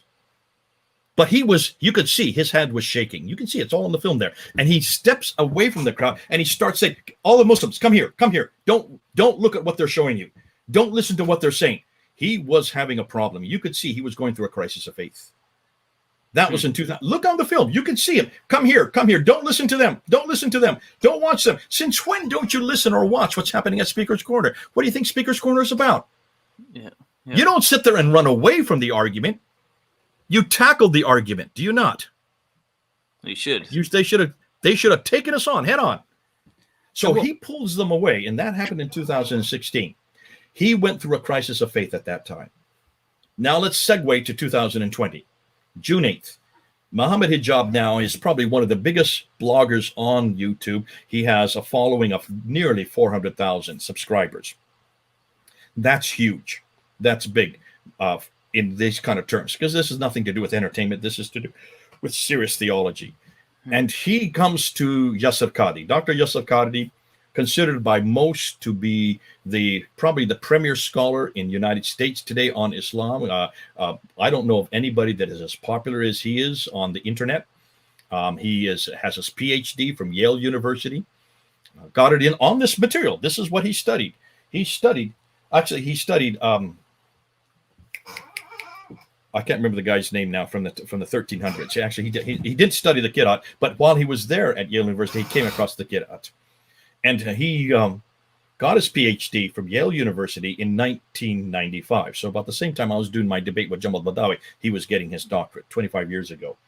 So he would be the best scholar to ask this question, because this is what he does. Look at his YouTube site. He has almost 400,000 subscribers. And every day he puts out understanding. How do you understand this? How do you understand that? He takes question after question and he answers it. That's his job. That's why he's best known. And he is the voice of Islam in the English language, which means for more Muslims all over the world, they go to Yasir Qadhi than anybody else. Because remember, only 15% of all Muslims study Arabic or even know or read or write Arabic. And remember, all the best questions are coming in the West. None of these kind of questions are coming up in the Arab-speaking world. So here comes Muhammad Hijab. He's here. He represents the East. Yasir Qadhi represents the West. Two completely different genres. Are you following this? Yasir Qadhi in the West represents academia. Muhammad Hijab represents, and I would say Yasir Qadhi only represents maybe 1% of the Muslim world really understands him. They all follow him. They love what he's saying, but really understands him and understands that type of academia, only about 1%. 99% would follow Muhammad Hijab and understand him. Because why? Well, he is the robust, radical, orthodox Islam that almost the entire world represents. So you have two different worlds in the same interview. And the East is asking the West a very important question. And he is asking the question that he saw back in 2016. What are we going to do with these different qira'ats? What are we going to do? He didn't even get the word out before Yasser Qadhi shut him down. And if you look at the interview, he said, do not ask me this question. We don't talk about this in public. No, we don't talk about this in public. And do not put it on film. And Muhammad Hijab says, listen, I'm going to put my hand out here and I'm going to show you a mushaf. Mushaf means a book, a blank piece of paper. What are you going to write on it? Which one of these Qur'ans are you going to write on? Which one of these qira'ats? Which one of these ahrufs? Qira'at means reading. Which one of these readings? Now, he couldn't even get out before Yasser Qadhi shut him down again. And you could see, just look at Yasser Qadhi's body language. He did not want to answer this question. Muhammad Hijab said, this should be an easy yes or no answer. Is it the Hafs? Is it the Qalun? Is it the Warsh? Which one of these is the one that's in heaven? Which one of these is the eternal Quran? Which one of these was revealed to Muhammad between 610 and 632? Which one was finally written down by Uthman in 652? That's what he was asking. Now that should be a pretty simple answer. You just choose one. Choose one of the 30. Why didn't he choose this one? Why didn't he choose this one? Which is the one that Muhammad ibn al-Husayni al-Haddad chose, which is one that King Fahd chose in 1985. Why did he choose this one? Because Yasser Qadhi is an academic. He's over here. He lives in both worlds. And he had this crisis back 25 years ago in 1995 when he went to Yale University. He came across this question at Yale University. Muhammad Hijab had heard about that. And he says, oh, is this your crisis of faith that you had? He says, no. I did not have a crisis of faith. I had a crisis of knowledge. Ooh, dear. And I'm sitting there going like this. I'm just clapping as I'm listening to this. I'm saying, finally, we're getting an honest Muslim. Finally, we're getting a Muslim that has saying to the world what he has always known. And he started going into a mantra. He started going to I am absolutely sure that the Quran is the word of God. I am absolutely sure that the Quran has been preserved. I am absolutely sure that the number of names that are on each one of these is absolutely relevant. I am absolutely sure that God can preserve his word. This is what I call the Islamic dance. This is what you were doing, Dan, just a few minutes ago. Islamic dance. They always dance. They get into this mantra and they just keep on saying this memorized text that they have been told since they were knee-high to a grasshopper. Muslims do it all the time, and they especially do it there in England. When they do not want to be bothered by facts, they get into this, what they know is correct, what they have been told. And that's exactly what Yasser Qadhi was doing there on film, this Islamic dance. And you can see Muhammad Hijab was not satisfied with that. He was not satisfied. And then so Yasser Qadhi says, take my class. And then he gave 3 different distinctions of what they do with Muslims. Those who are brand new converts to Islam, we don't even talk about this. We don't bring this up. You don't talk about it. Those who have been there, a Muslim for a little longer, then you say, just believe. And we put a red line here. We have a respect for the Quran. Don't go beyond that red line. Now, Dan, Phil, do we have a red line in Christianity for anything? I can't think of one. I know that some denominations might have a red line, but I don't think. But do you, Phil or Dan? Are there any questions that you say you cannot ask? No, I think that's been, have you? Yeah. All the people that you brought on your show, are there certain things you say, do not ask me this? Well, there's personal questions, but not to do with Christianity. No. Yeah. No, there's not one question. I don't know of any red lines anywhere. That's the beauty of Christianity. Why is it Wellhausen could ask these questions of the Bible? Why is it that the school of Tübingen there in Germany actually introduced historical criticism? They didn't invent it, but they basically, is historical criticism, source criticism, redacted criticism, historical criticism, textual criticism has not been birthed on the Bible, but has been pretty much matured on this book. It is this book that gives us the textual critical analysis that we have today. We would not know what to do with textual criticism had we not been first applied to the Bible. And that's the beauty of the Bible. There is not one question that you cannot ask of it. And every question has been asked of it. And that's why this book has gone through more testing, has gone through more critical analysis than any other one book in history. And this book has passed every test. So when you're talking about obviously in the West, we have a different sort of intellectual tradition and stuff, and the Renaissance and Enlightenment, cultural changes led to us the development of literary criticism of the Bible. Now, obviously, the East has not necessarily had the same tradition, and so is it? I'm not saying is it fair, because I'm just interested in the sense that we're criticizing the Quran through our sort of Western eyes, whereas actually in the East they just haven't got there yet, but maybe they will do at some point. So we're posing questions that they haven't necessarily culturally started asking it, because I don't know exactly. I agree with you 100. Yes, and that's exactly what Yasser Qadi said. Because remember what he said next. Here in the West, they have come leaps and bounds better in just the last 100 years. Did you remember him saying that? They have moved much further ahead than you in the East. And you in the East, your narrative has holes in it. That narrative has holes is about the people in the East. The very thing you're talking about. You can no longer deal with the questions I'm dealing with. I live in a different world than you do, Muhammad Hijab, he was saying. I have to live in Houston, Texas. I have to live with this textual criticism that's now being shoved down my throat. I had to deal with it 25 years ago, and 25 years I have not come to an answer. And then he said, this is a problem that the Muslims have had for 1,000 years. And this has been the most difficult question in 1,000 years. So Dan, getting back to your question, this is a question that has not just come to the West, to the East recently. They've had this question for 1,000 years and haven't been able to answer it. How much more time are you going to give them?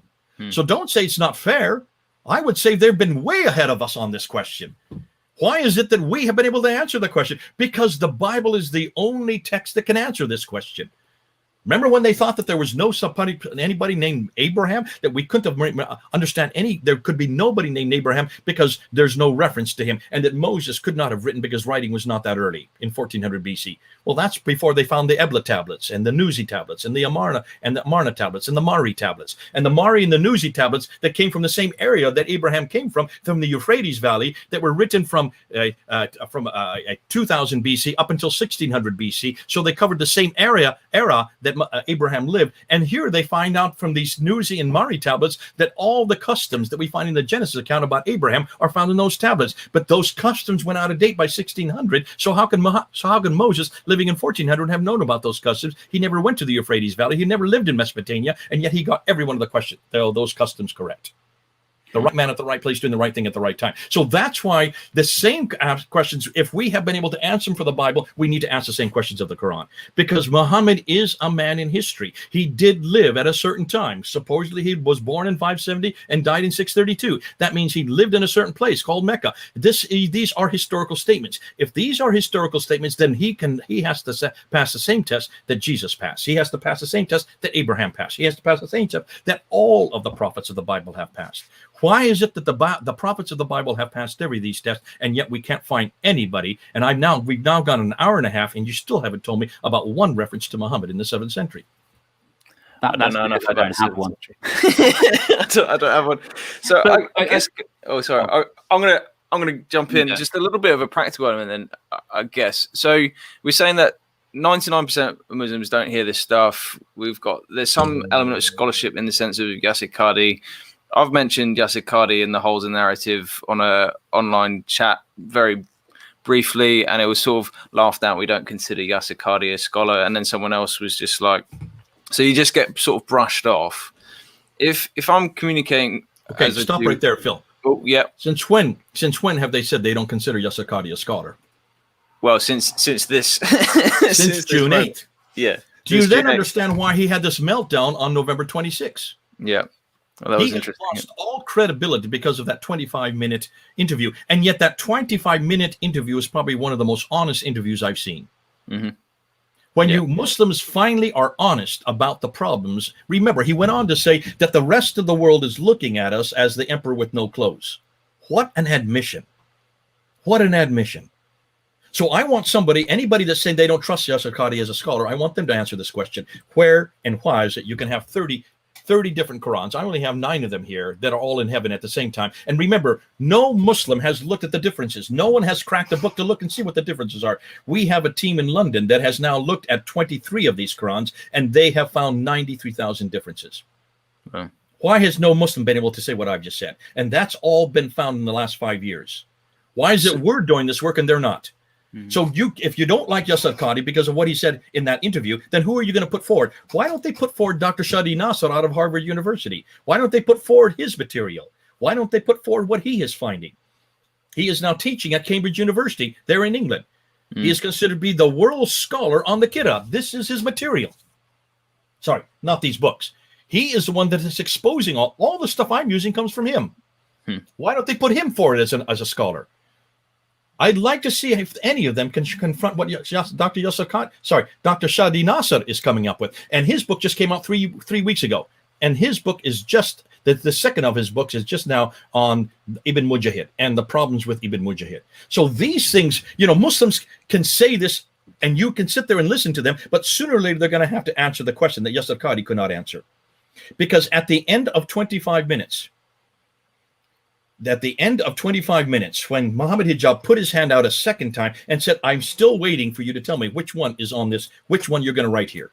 What did he say? Do you remember his answer, for those of you who saw it? What was his final response? I can't remember if it's not that simple or something like that, wasn't it? It's No, that's what he said at the very beginning. Yeah. I can't remember. He said they're all the Quran. Oh, right. He went to that. Oh, okay. A little bit of that. You grab a little bit of here. You take some Hafs. You take some Kaloon. You take some water, and you just mix them around. And that's the Quran. Oh, I just started going like this when I saw that. All 93,000 differences are the Quran. Goodness. That was he pretty much just gave up. He had no answer. Yeah. And if that's the answer, can you then understand it's now 1,000 years later and they still haven't answered it? Because you can't answer it. There is no answer for that. They're all different. They're all in Arabic. They are all late. Not one of them's from the 7th century. Not one of them's from the Quran, from Muhammad, because they do not have the original Quran. All they would need is to show us the original Quran and we can do a comparison. There is no manuscript from the time of Muhammad. There is no manuscript from the time of Uthman. There is nothing to compare these with. Therefore, they have to go to these. And that's why, can you then understand, this is the red line they cannot go beyond. The red line they cannot go beyond because it's a catch-22 for them. How can they even admit? How can they even answer that question? Because there's no way. They know that they're now living in the West. And in the West, we have something called textual criticism. We've done this with the Bible. Why do you think we know where all the verses are? Why do you think we know where these 44 verses that probably shouldn't be there in Mark chapter 16, verse 9 to 20? What about John chapter 7, verse 53 to John 8:11, the woman caught in adultery? Why is it we even put a line before and after warning the reader that these verses are not found in the earliest Greek manuscripts? Because we have the Greek manuscripts. Because we've opened them, because we've read the text, because we've compared them with 24,000 manuscripts, not just 6 manuscripts, 24,000 manuscripts. We're so far ahead of the rest of the world. That's why I love my Bible. Because my Bible has no red lines. Yeah. You can ask any question, and for 200 years we've been asking this question. Why is it we can go to battle for the Bible? Because the Bible stands by itself. It stands heads and shoulders above any other piece of literature. There's no other piece of literature that's gone through the test our Bible has, because we refuse to have red lines. So getting back to Dan's category, is it not fair? It is absolutely fair to ask these questions because they've been asked of our Bible. And we are the only ones that can ask these questions, Dan, because we stand on a text that has gone through every criticism. Therefore, we have the only privilege. We are the only ones privileged to ask this question. Secondly, and this is even more important, we are the only ones privileged to ask this question because we have already gone through the test and come out on the other side. We are the only ones, therefore, that have the antidote. So that's we are what I the mean. only ones that have the alternative. We are the only ones that can give them something better than the Quran. So we've been through that process, post Enlightenment, dealing with literary criticism, and a lot of Christians have in some sense changed their view of Scripture slightly, at least in places, in light of that. Is it not plausible that Muslims, upon finding out this information, that might interpret the verses in the Quran that talks about the human being not being able to change the Quran and it being eternal? Is there a plausible way that a Muslim perhaps could approach that verse or verses in the Quran in a way that would make the Quran salvageable in a way? Yes, absolutely. I'm hoping they are. And I would wish the 99% of Muslims who do live over here start coming over to the West and start spotting and realizing that this is a book written by men. This has nothing to do with heaven. This has nothing to do with Muhammad. This has nothing to do with Uthman. It really started to get put together probably in the 8th century. And the reason it was put together is because they needed a book that was bigger and better than the other books. But then if that is the case, then can you understand why this is so ulta-pulta? Take a look at its content. Not one story is complete. Well, there's only one complete story in the entire Quran. That's in chapter 12 of the story of Joseph. Stories don't begin. Stories don't end. They are borrowed from many different sources. We pretty much can source 70% of the Quran back to new Jewish apocryphal writings and Christian sectarian writings. They got the wrong material. They borrowed the wrong sources. And the reason why is because those are the only sources where they were available to them where they were living, up in Ctesiphon, which is now Baghdad, and in Kufa, and in parts of Basra, in Damascus, not in Mecca, not in Medina. These are the only things. This is what John Wansbrough came out with back in the 1970s when he wrote Sectarian Milieu and Quranic Studies, and got a death threat for writing these 2 books. And he was head of department at School of Oriental and African Studies. Dr. John Wansbrough said, you can't have a Quran that early in that place because nobody spoke these languages. No one was living down in Mecca. These stories were all being festered and were being debated way up in Kufa, which is 100 miles away and way much later. And this only came into existence because of the fact that the Arabs up there, the Lakhmids, and those were having contact with the Jews and the Christians. And they were then giving them all these apocryphal accounts because they didn't want to give them the real accounts because those they protected. And the reason why they didn't understand that is because the real account, the real Bible, the Old and New Testament had not yet been translated into Arabic. That was only done in the late 8th century. They got the wrong story. See, all this fits together. It all fits together if you follow it on a timeline and you follow it in what was happening politically. And that's why I want to hear Muslims say that. And then I want to hear Muslims say that this is not from Muhammad. It is not from God. It is nothing more than a book that was put together as an attack against Christianity, attack against us, an attack against our Lord, attack against the Jews. And that's why the Quran is so polemical. And that's why it is so full of violence. Now I can understand why it says, slay the unbeliever wherever ye find them, besiege them, lay in wait for them for every kind of ambush. This is a book of war, primarily against the pagans, and then secondarily against the Jews and the Christians. Now can you understand why chapter 5, verse 51 says, have nothing to do with the Christians, for they are friends of one another, and he who is one of them is one of them. He who is friends of one of them is one of them. Why now you have Surah 9, ayah 29, which says, make war on the people of the book. That's us, until we pay the jizya tax. That's a political statement. That's what was happening in this 8th century. That wasn't happening in the 7th century because there were no Jews living in Mecca, Medina at all. And that we get from this book right here. If you look at what Hotting has found, and he's done all the earliest literature, he's very clear that there are no Jews living that far south, not that early. They were all living much further north. Now can you understand why all the Kiddats, almost all the Kiddats, come from the north? Can you understand where all the Qiblas are facing north? Can you understand now why all the documents are coming from the north? Can you understand now why all the inscriptions are from much further north? Can you all understand why all the coins are much further north? And they're all either Christian in the west or Zoroastrian in the east.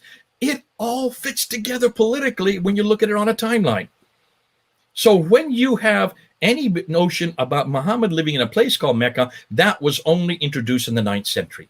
And the reason why they chose Mecca and not Petra, because Petra was the original sanctuary. Look at all the 5 stages of the Hajj that are there in Mecca today.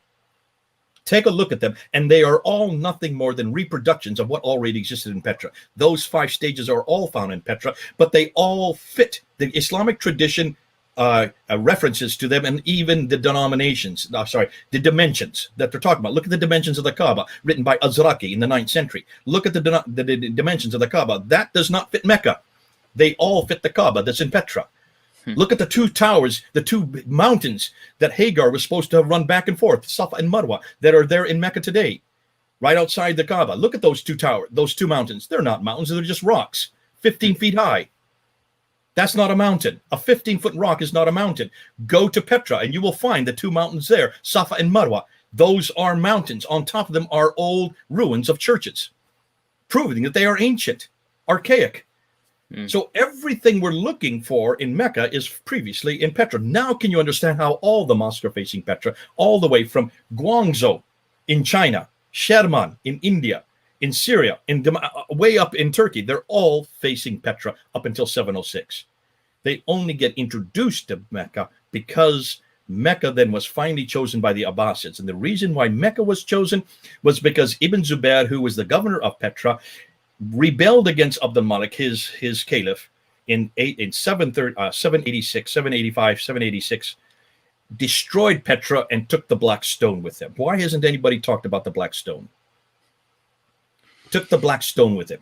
The Black Stone, if you do any historical study of the Black Stone is always where God's presence is. And when you take the Black Stone with you, you take God's presence with you.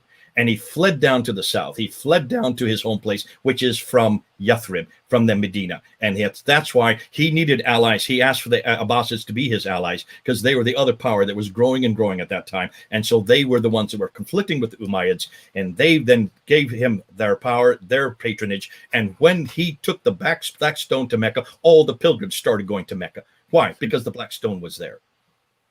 This has nothing to do with theology. It has everything to do with history. It has everything to do with politics.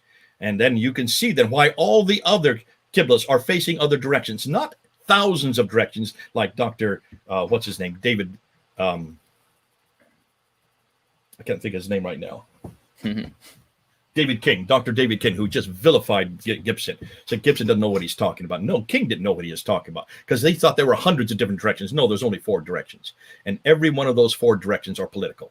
They all have to do with politics, which is exactly what happens when you have 2 empires and you're looking and seeing where you're going to put your mosque. You're going to wait to see who's going to win out before you actually put your mosque in that direction. So it just follows what was happening on the ground. And every historian needs to do that. You need to go back to the evidence on the ground from that time period, from that place, and then interpret what you're watching, what you're looking at. And that's what Gibson did. That's all he did. And he was the only one to go to every one of those mosques, to physically go to those mosques, and then use a GPS to look at the coordinates of every one of those Qiblas. David King, who is supposed to be the world authority on the Qibla, who absolutely vilified him in this paper that he wrote in 2018, 2 years ago. He only went to 1 mosque. How can you be the world authority on the Qibla and you only go to 1 mosque? And everything he looked at was from 9th, 10th, and 11th century. You cannot take 9th, 10th, and 11th century people and say, who are themselves confused, they admitted they didn't know why these Qiblas were all over the place. Well, if they already admit they don't know, then why are you using them as authorities? You need to go to the 7th century. You need to go to those exact Qiblas, and therefore you need to see what was on the ground. Gibson was the only one that did that, and he went to over 100 mosques. God bless Gibson. What a man. And yet this guy has no degree. He has not gone to any institution. He just lived for 25 years on the ground, in situ, learning the language, living amongst the Bedouins, and walking from place to place to place, and using the modern technology to find the coordinates. So did the early Christians raise any of these issues around Muhammad? Because I know about John of Damascus, but did early Christians ever sort of pick up on these issues around? None of the early Christians knew Muhammad. Remember, his name's not there. The earliest Christians are John Damascus, but he lives up until 749. So you're already in the 8th century. By that time, Muhammad was being formed, and that's why he's saying. He's actually questioning, how is it you're still putting together? He's referring to the Surah of the Camel. What Surah of the Camel? There is no Surah of the Camel in the Quran. He's referring to a completely different Quran.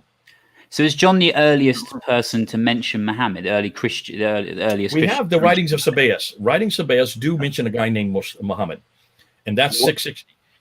So who is the Muhammad he's talking about? Well, take a look at what he says. Just unpack it. He says that this Muhammad was there raping women and killing children, killing people up there in Jerusalem, and he was a prophet. Well, what Muhammad is that referring? That's Ilyas ibn Qabisa. Ilyas ibn Qabisa is a Lakhmid king. He did live in Hira, which is Kufa today. He was a Lakhmid. He did live very close to Baghdad, up in Iraq. He was a understudy of Khusrau, so therefore he was given 30 villages by Khusrau, the Sassanid emperor, in 618. By 622, when Heraclius came and destroyed the Sassanians, he then destroyed the power of the Sassanians over that had subjugated the Lakhmids, which freed up Ilyas ibn Qabisa. Now, Ilyas ibn Qabisa's name was Muhammad. That was his name de guerre. Everybody knew him as Muhammad. So that name exists. So is it possible he was a Christian? He was okay. never a Muslim. He was a Christian, always has been a Christian. He then turned coats, joined in the Arabs, the other Lakhmids, and then started fighting the Byzantines. And that's why he did go up to Jerusalem. And yes, we have no problem believing. So when you have Sabaeus talking about this Muhammad, he's referring to that man. Because there is a Muhammad in the 7th century, but it's not the Muhammad of the 9th century. That's Iyas ibn Qabisa al-Tayyaye. He's from Tayyaye, which is a Lakhmid organization. So could that first Muhammad not be the source? But is that what has anyone posited him as? Well, I'm saying this in December 2020. Ask me in a year, and I'll probably change my mind because there's so much new material coming down the pike. He was only discovered in July of this year. I'm not discovered. Good old Hoyland was talking about him. When was this written, by the way? I mean, Hoyland is so far ahead of the world because he did his work on this. This is 1997. So in the last century, Hoyland knew about him, but nobody dared to say what we know about him because Hoyland didn't put two and two together because Hoyland was still assuming that these were called Muslims. You know, even Hoyland contradicts himself in his own book. He says no one referred to anybody called Muslims, but whenever he refers to these Arabs, he calls them Muslims.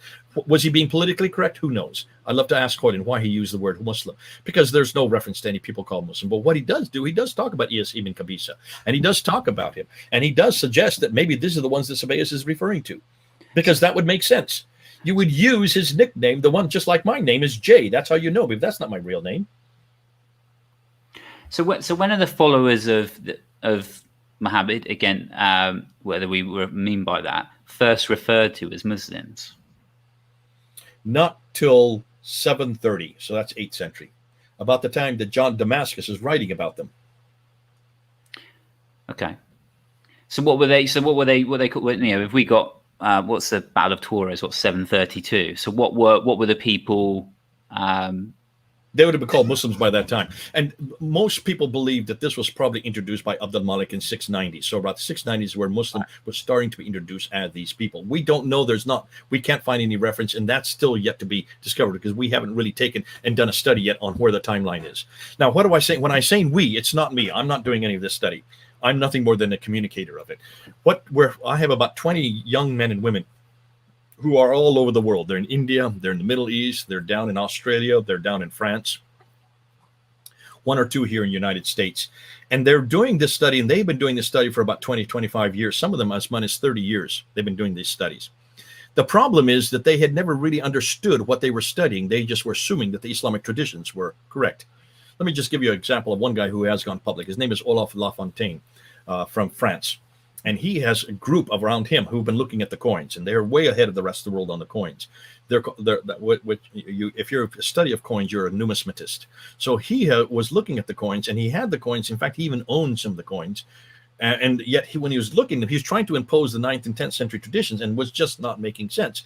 So he started seeing my videos that I started putting out a year ago in January of 2020, where I started looking at the coins and started reading all these different articles by these numismatists here. These guys, I've got a whole pile of their articles here, I've got the same articles that he's got, and as I was reading these articles, I started to realize, hold on, these guys and gals, they're coming up with they're trying to impose everything they see on these coins. They're trying to impose the 9th and 10th century narrative on them, and they're making all kinds of errors. And so I said to Olaf, why don't you? I mean, and he said, I didn't say this to him. I said this on the video. I said, for those of you who are doing this, forget about the 9th and 10th century. Why don't you just look at the coins and tell me what you see on the coins?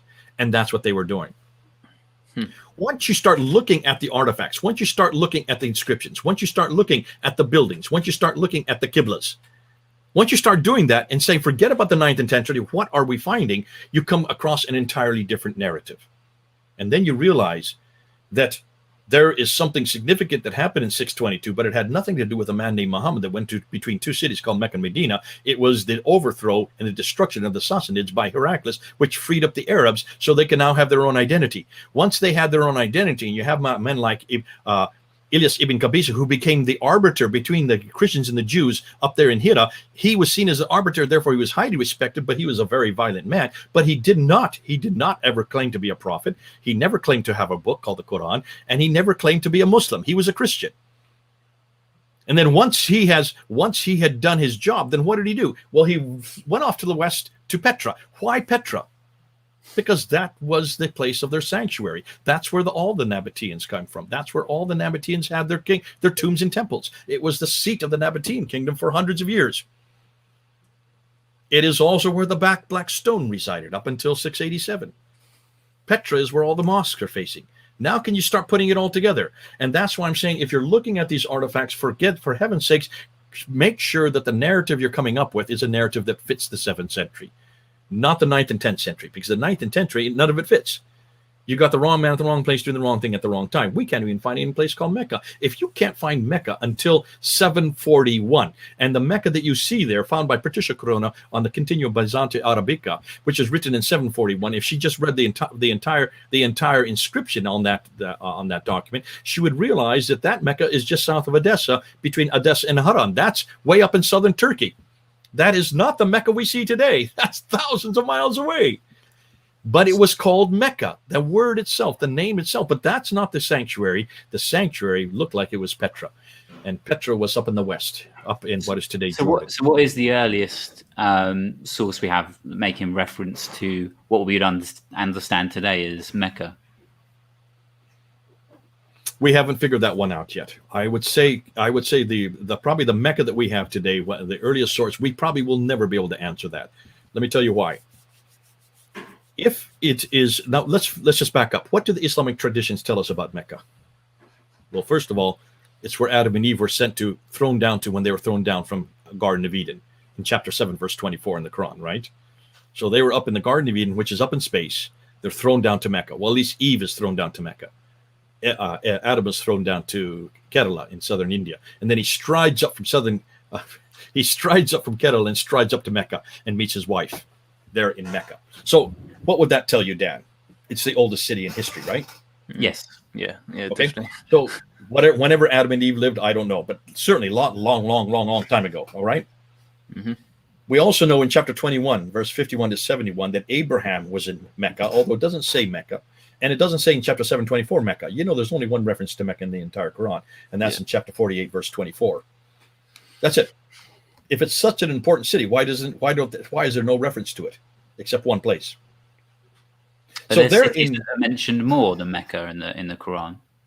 I'm sorry? Are there cities that are mentioned more than Mecca in the Quran? Oh, Mecca is mentioned. Jerusalem is mentioned. Lots of cities are mentioned. Oh, yeah.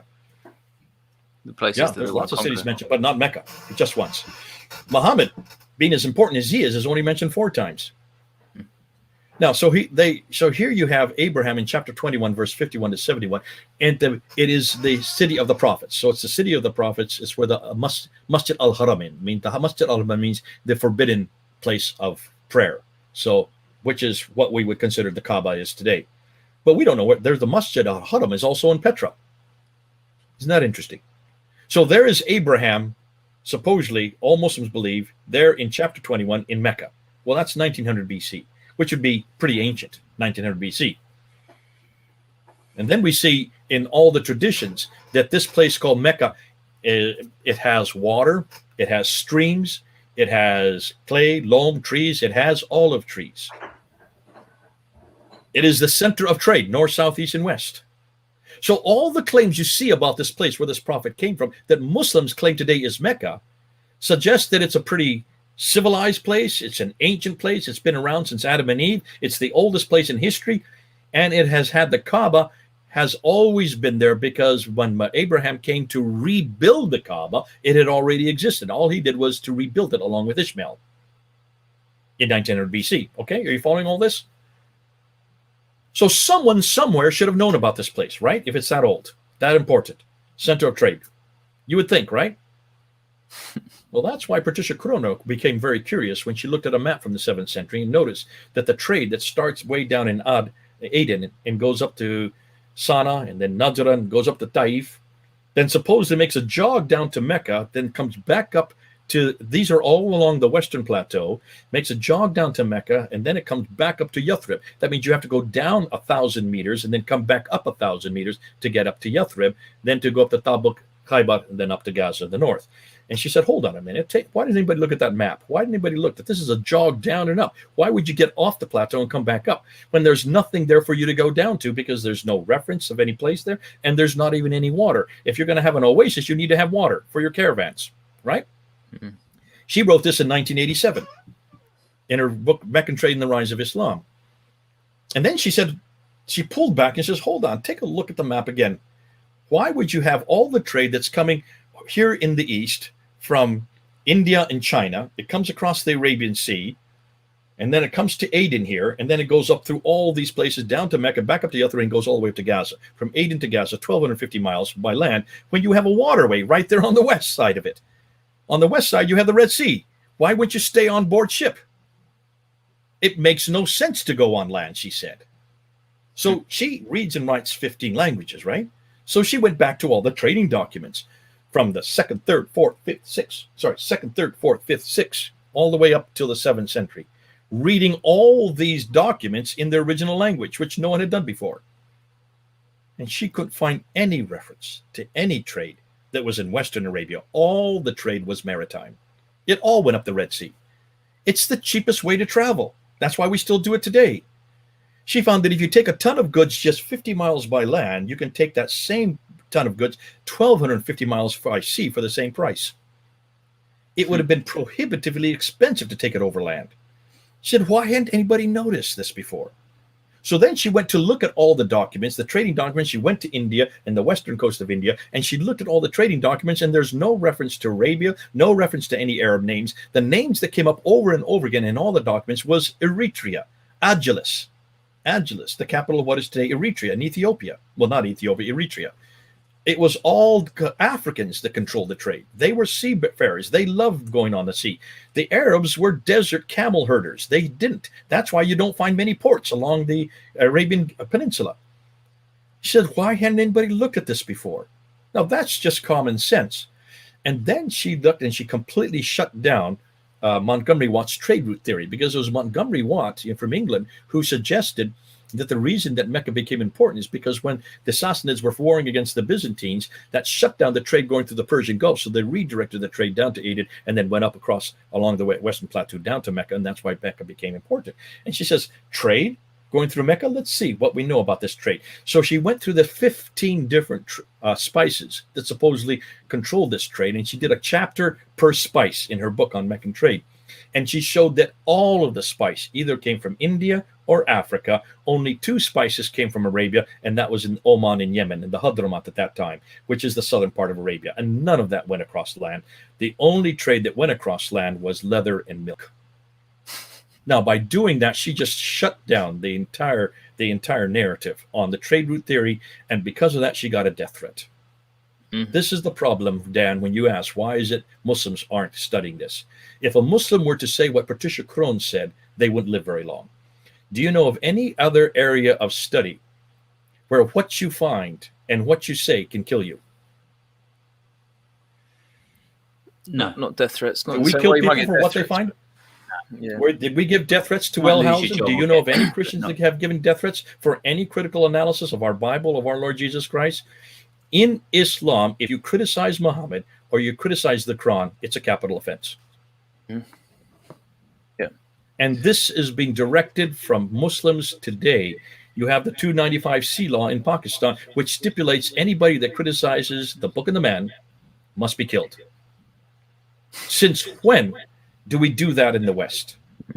In the 21st century or in any century? Oh, there may have been. I have to be careful because I do know that at some time in our history there were times when you could be killed for what you said, but not today, not today, and not in Western psychology, academia. Can you then understand? Getting back to that discussion we had earlier, why Muhammad Hijab over here was coming to loggerheads with Yasir Qadhi over here? Because Yasir Qadhi lives in that world. He lives in our world. He lives in the Western world, where academia has no red lines. And he went to Yale University, where there are no red lines. And he suddenly came to an institution where you cannot get away by just a memorized mantra that you just refer to over and over again. Can you then understand why they then, after 2 weeks of putting up that interview, they had to stop all comments on both their sites from that interview? Because there was hundreds of Muslims were yelling and screaming and hollering at Yasir Qadhi and Muhammad Hijab. By 2 months, by August, they had to delete from both their sites that interview. That interview you will not see on either of their sites. Mm-hmm. Why did they have to delete them? Well, Yasir Qadhi said back on November 26, he said, I used the wrong choice of words, and so the authorities suggested I delete it. What a stupid admission. And here he was yelling and screaming and hollering at me and David Wood and saying that we were liars and they were inept and we knew nothing about what we were talking about and our Arabic was hopeless. And he dared to say that Daniel Brubaker's Arabic was hopeless. Can you see? That's such a sad video. It was to think that's an academic, that the level of discourse was totally in the gutter.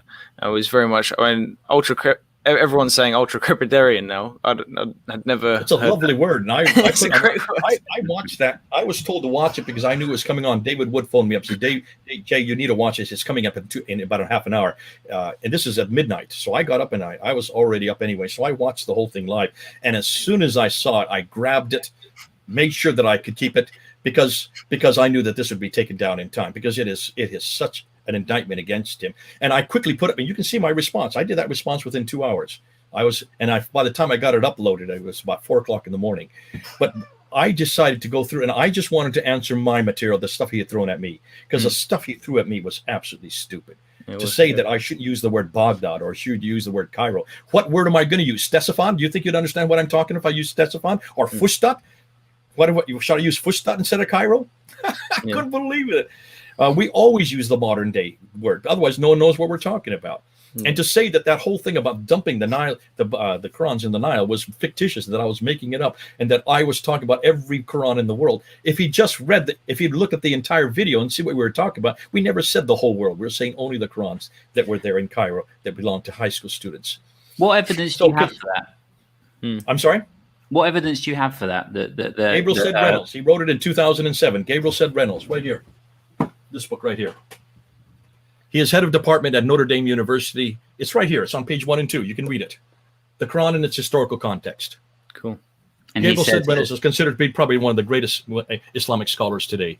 So he wrote this. He wrote this way back in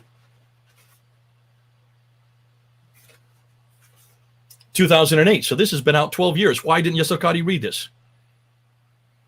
So this is well known. This is why you've got to keep up with. We've got to keep up with the newest material. Angelica Neuwerk also said it. So did Sinai. These are all well-known scholars in the Islamic world. They're all Western scholars. Not one of them is a Muslim scholar. Isn't that interesting? Muslims don't want to admit this. So where did Gabriel send Reynolds? Well, he got it from the documents from the 1924. He went back to the original documents. Now Muslims don't want the world to know about this but then if Muslims don't want to want the world to know about, then I would ask him why. Well, then why was Hafs chosen? You tell me why was Hafs chosen. What was the Caucasian that they had to choose this from the other 30? Tell me your story and then support it from 1924. That's all I'm asking. Again, this is why I say, don't tell me what the Islamic traditions tell me. Tell me what's happening in the 7th century. Don't tell me what Muslims today in 2021 or 2020 are telling me. Tell me what happened in 1924. So just go back to its source. In fact, that's exactly what you asked me to do, didn't you, just now? Yeah. So in the sense that we're at the 2 hour mark, and there's so much information just downloading that. It was a question, and I've engaged with some of your videos already, and your response to Yasir Qadhi, and so there's still so much information to process. But if I was to go to a Muslim friend, we're having a beverage together of some sort, how would you start to bring this information? Well, you're asking the $1 million question, and let me just say this, Phil. Why don't you just ask him the 5 questions I asked Yasser Qadhi? I'm just going to pull and bring it up right here. In my video, Jay's ultra-trepidarian response to Yasser Qadhi, which I made within 2 hours of that happening, I asked 5 questions at the end of that video, and here they are. Why don't you just, and those of you who are listening, just ask your Muslim friends these 5 questions. Number 1, which of the 30 official qira'ats, these are just 9 of them right here, is the one that's in heaven? Or the one revealed to Muhammad by Jibril before he died in 632, or the one which is written down by Uthman in 652. Which one of these is it? That's all you need to ask. That's a simple question, is it not? Mm-hmm. This is the exact same question that Muhammad Hijab kept on asking Yasser Qadhi in that 25-minute interview. So I want to see an answer. Yasser Qadhi did not give us an answer in that 51 minutes where he was just yelling and screaming and hollering at us. He never dealt with that question, the original question. So have your Muslim friend answer that question. Number 2, Yasser Qadhi mentioned the corruption of Yale in his university. He was talking about the corruption of Yale, and he was also talking about how you cannot trust any school like Rice University where Dan Brubaker got his PhD. What does he mean by that? And what was it that happened to him at Yale that he's saying it is a corrupt individual, it's a corrupt institution? And if that is so, is he willing now to throw away his PhD that he got from there? Mm. Now that's getting back to your question, Dan. Should we be asking this question if he has still not in 25 years been able to answer the question that caused him this crisis of knowledge in 1995, and in 25 years he could not answer it in 25 minutes? Then is that the fault of Yale and Rice University for giving Dan Brubaker a PhD? What is it about Western? What is it about this hatred of the West? Because we ask questions that you're not supposed to.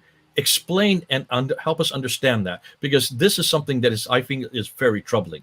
Is he suggesting, therefore, that only Islamic institutions can answer these questions, and therefore we should only listen to Islamic institutions that are basically given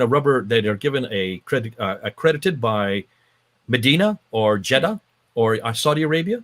Because if that's the case, then we might as well throw out historical criticism, because there is no such thing as historical criticism in any Islamic institution that I know of. But that's a standard. That's a standard Dawa play, though, isn't it? That if you start critiquing the Qur'an and you don't know Arabic, and you've seen it in the sort of debates you've had with Hijab Speakers Corner. Let me school you on these languages. You clearly don't know Arabic, so isn't that just a standard strategy of how to absolutely? And the way I've always answered is I've had 2 years of Arabic. What is it that I don't know about what I've just said? And I'm not doing this research. Mm-hmm. Yeah. Are you suggesting Dr. Shadi Nasser doesn't know Arabic? Are you suggesting Dr. Dan Brubaker doesn't know Arabic? Yeah. Have you even seen the Arabic that they use? So be careful about that. But let me ask you that, Phil. Anytime a Muslim anytime a Muslim criticizes our Bible, do we ask him first whether or not he understands Hebrew or Greek? Aramaic, yeah. Yeah. Do we say this of any Christian that whenever we get into a discussion about Jesus or about the Bible or about any reference or any verse, do we say, first of all, no, don't even ask the question unless you know Koine or Greek? Mm-hmm. What a stupid thing to say. Yeah. But we don't claim that God only speaks in Arabic. So I find it just a fascinating take on how God has revealed himself. I mean, it's just an amazing difference, and I love the way you put it, just the sort of the things that we don't have problems with. Well, God speaks every language because he created all people, and that's just not a problem we have. So let's just deal with it in English and we can work with that. But it is something that the Qur'an, is it that claims, or is it just tradition that claims that Arabic has to be, that's the preservation, that's the whole argument, isn't it? The Quran does say that this is the Arab book for the Arab people in the Arabic language. If that is the case, then this book is only for Arabs. Whereas this book is for everybody, because we've translated this in 2,500 languages, and we don't have any problem with them reading it in their own language, including English, including all the many different derivations that Dan tried to bring up about 2 hours ago. Mm-hmm. Yeah. Do you see, why is it that we can understand this book in every language, and you can only understand this book in Arabic? Which is the revelation for you? And which is the God for you? If God can only communicate in one language, then he's a pretty limited God. Yes, My yeah. God can communicate in every language at every time, which means my God, this is the universal God. This is a God for those of you who are listening, including you Arabs, because he can communicate to you in Arabic. Why can't your God communicate to me in English? Ooh, who's got the bigger God? Come on Could you home. just go back to that first question, quickly? Just when you talk about the 30 30 Qurans, are we? Because a lot of people say, well, that you're talking about translations. There's different translations of the Quran, but there's only one Quran. What's the what's the? I never said translations. I know you didn't, but I'm saying what Muslims will say is, oh no, they're different translations of the Quran. So what no Muslim should say that, because these are all Arabic. So how can that be translations? So, but is it well known? Because a lot of people, when I've spoken to Muslims, they won't even. I have to argue for the point that there are 30 different Arabic Qurans. Just use that word Arabic right there. Translation means into another language. Yeah. So okay. Yeah. So just define what you mean. Yeah. So it's not controversial to state that there are 30 different Arabic Qurans. It's absolutely controversial, because no one knew this until June 8th of this year. Can you see why this is such an amazing year? Because that's what I mean. Listen, Dan and Phil, this has been known within academia, Islamic academia, for 1,000 years. It has not come down to popular level until June 8th, until that interview. Nobody, even when we held up those 26 Qurans all at Speaker's Corner, there were maybe 20,000 people that saw that. Today, I just re-put that one up after June 8th. Already, it's approaching 50,000. It's been reproduced all over the internet, and yet that happened 4 years ago. This is the first time that Muslims are hearing about it in a public way, and that's why you have to give thanks to YouTube. That's why we can go so much faster with YouTube than what Wellhausen was able to go with in the 1800s. If I went to my local Islamic bookshop at the Quran at the mosque, would I be able to buy more than one Arabic Quran there? Absolutely. These are. I got these in July. You can get these online. So what are these? Why is it that they're still printing them? Why have they thrown them in the line? That's what I mean. That's what I get, because that's what I was trying to get. The reason why it seems every absurd. family memorizes it differently. Every family memorizes the way their father and their grandfather and their tribe memorize it. And so some people memorize water, especially in North Africa. This is used all over North Africa. In North Africa, they don't use the Hafs. They use this one. Where's my Hafs? Here it is here. This is not used in North Africa. This one is used in North Africa. So that's why you don't want to memorize it. If you've memorized your Quran by Warsh, there are 5,000 differences. You don't therefore want to have this Quran in your hand. You want to make sure you go everywhere with this Quran. That's why they're still being printed today. Okay. It's such a good question, because it's really interesting. There are 30 different Arabic Qurans, and different ones are used in different regions of the Muslim world. Exactly. And there are about 93,000 differences that we have found so far. Which is the one that was revealed. It's a really I'm quite looking forward to chatting to someone about it. Okay, let me go with number 3 now. This is another question you can ask. In his SmackDown video, Yasser Qadi said he shouldn't have used certain words. There are holes in your narrative. That's the word he shouldn't have used. So, why was he, therefore, why did he have to delete what did he mean then? And what words would he rather use? So if there are holes in the narrative in June 8th, and now there are no holes in the narrative on November 26th, what then would he describe this problem that's been around for 1,000 years? What then? How will he then alleviate that problem? I don't know. I would love to see what Muslims will answer to that. How would you then help us understand? If this has been the most difficult question for 1,000 years, and Muslims still are not able to answer it, and Yasser Qadi was still not able to answer it after 25 years, let alone 25 minutes in a filmed interview, to me, that shows that there's all kinds of holes. How are you going to answer? Where are you going to go with this? If that was a poor choice of words, what other words would he put in its way? Number 4. Does Yasser Qadi still believe that the Quran we have today, and this is what you need to say to your Muslim friends, after seeing what Yasser Qadi says, after now knowing and seeing what we have now showed, after looking at all these different Qurans, are you willing to say that there is not one word or not one letter that's different? Throw that at them. Any Muslim you meet now, are you willing to say that this book has not changed? because we're going to show you 93,000 different words, 5,000 in just these two alone, the two most popular ones. If you're going to continue to say that, are you either just lying, or do you really believe there are no differences? Because this has categorically been proven now, and now has been admitted by all you. It wasn't just Al-Qadi. Dr. Shabidani said this on May 19th. He said it's mind blowing. It's mind blowing. It is. So can you now say that there are no words or letters? And if you are now saying that there are differences in words and letters, then what are you going to do with chapter 10, verse 15? What are you going to do with chapter 15, verse 9? What are you going to do with chapter 18, verse 27? What are you going to do now with chapter 85, verse 22? How can this therefore be preserved? And how can you say that this comes from God? It looks like it only comes from man. Wow. And then number 5. Where is that original Quran that you're all talking about? Where is that Quran that was revealed, written in its complete form by Uthman in 652 and sent out to 5 different cities? Obviously, none of these are it, because these are over 100 years later. These continue right up until 905. So 200 to 300 years later. So where is that original Quran? You can't go to any of the manuscripts. You can't go to the Topkapi because that's mid-8th century. You can't go to the Samarkand because that's beginning of the 8th century. You can't go to the Petropolitans because that's 705. You cannot go to the Husseini manuscript because that's in the 9th century. You cannot go to the Ma'il or the Sana manuscripts because those are all 8th century or late 7th century. You can't go to one Quran, any manuscript that you can find today that is from the time of Uthman. What about the Now, one you can go to fragments. You can go to fragments like the Birmingham folios. That's what I was going to talk about. Yeah. That's just 2 folios. That's just 2 pages, and look what's on it. If the carbon dating is correct, that goes from 568 to 645. 568, that's 2 years before Muhammad was born.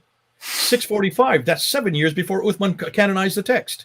Are you telling me that's it? And look at those 2 pages. They have nothing to do with Islam. They have to do with the 7 sleepers of Ephesus. They have to do with James the Lesser, and they have to do with Moses. All 3 of those stories existed from the 2nd, 3rd, and 4th century. I would suggest these are nothing more than earlier texts that were then incorporated into the Quran at a later date. These are part of the borrowings. So, of course, they'd be earlier. It's interesting. Just a question on... And it's only 30... You're talking only about 33 verses out of 6,000 verses.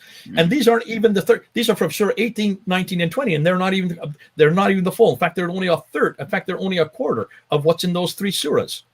And all 3 of the stories that are in the 2 folios, there's just one back of 2 folios, are from borrowed sources that came before the Quran.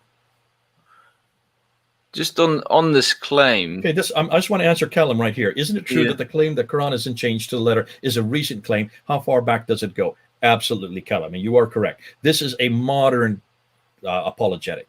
This is not anything. You don't see this. You don't see this in any of the earliest traditions. Listen, the earliest traditions are all reference after reference in the 9th and even in the 9th and 10th century. They're talking about Al-Hajjaj changing 11 different parts of the Quran.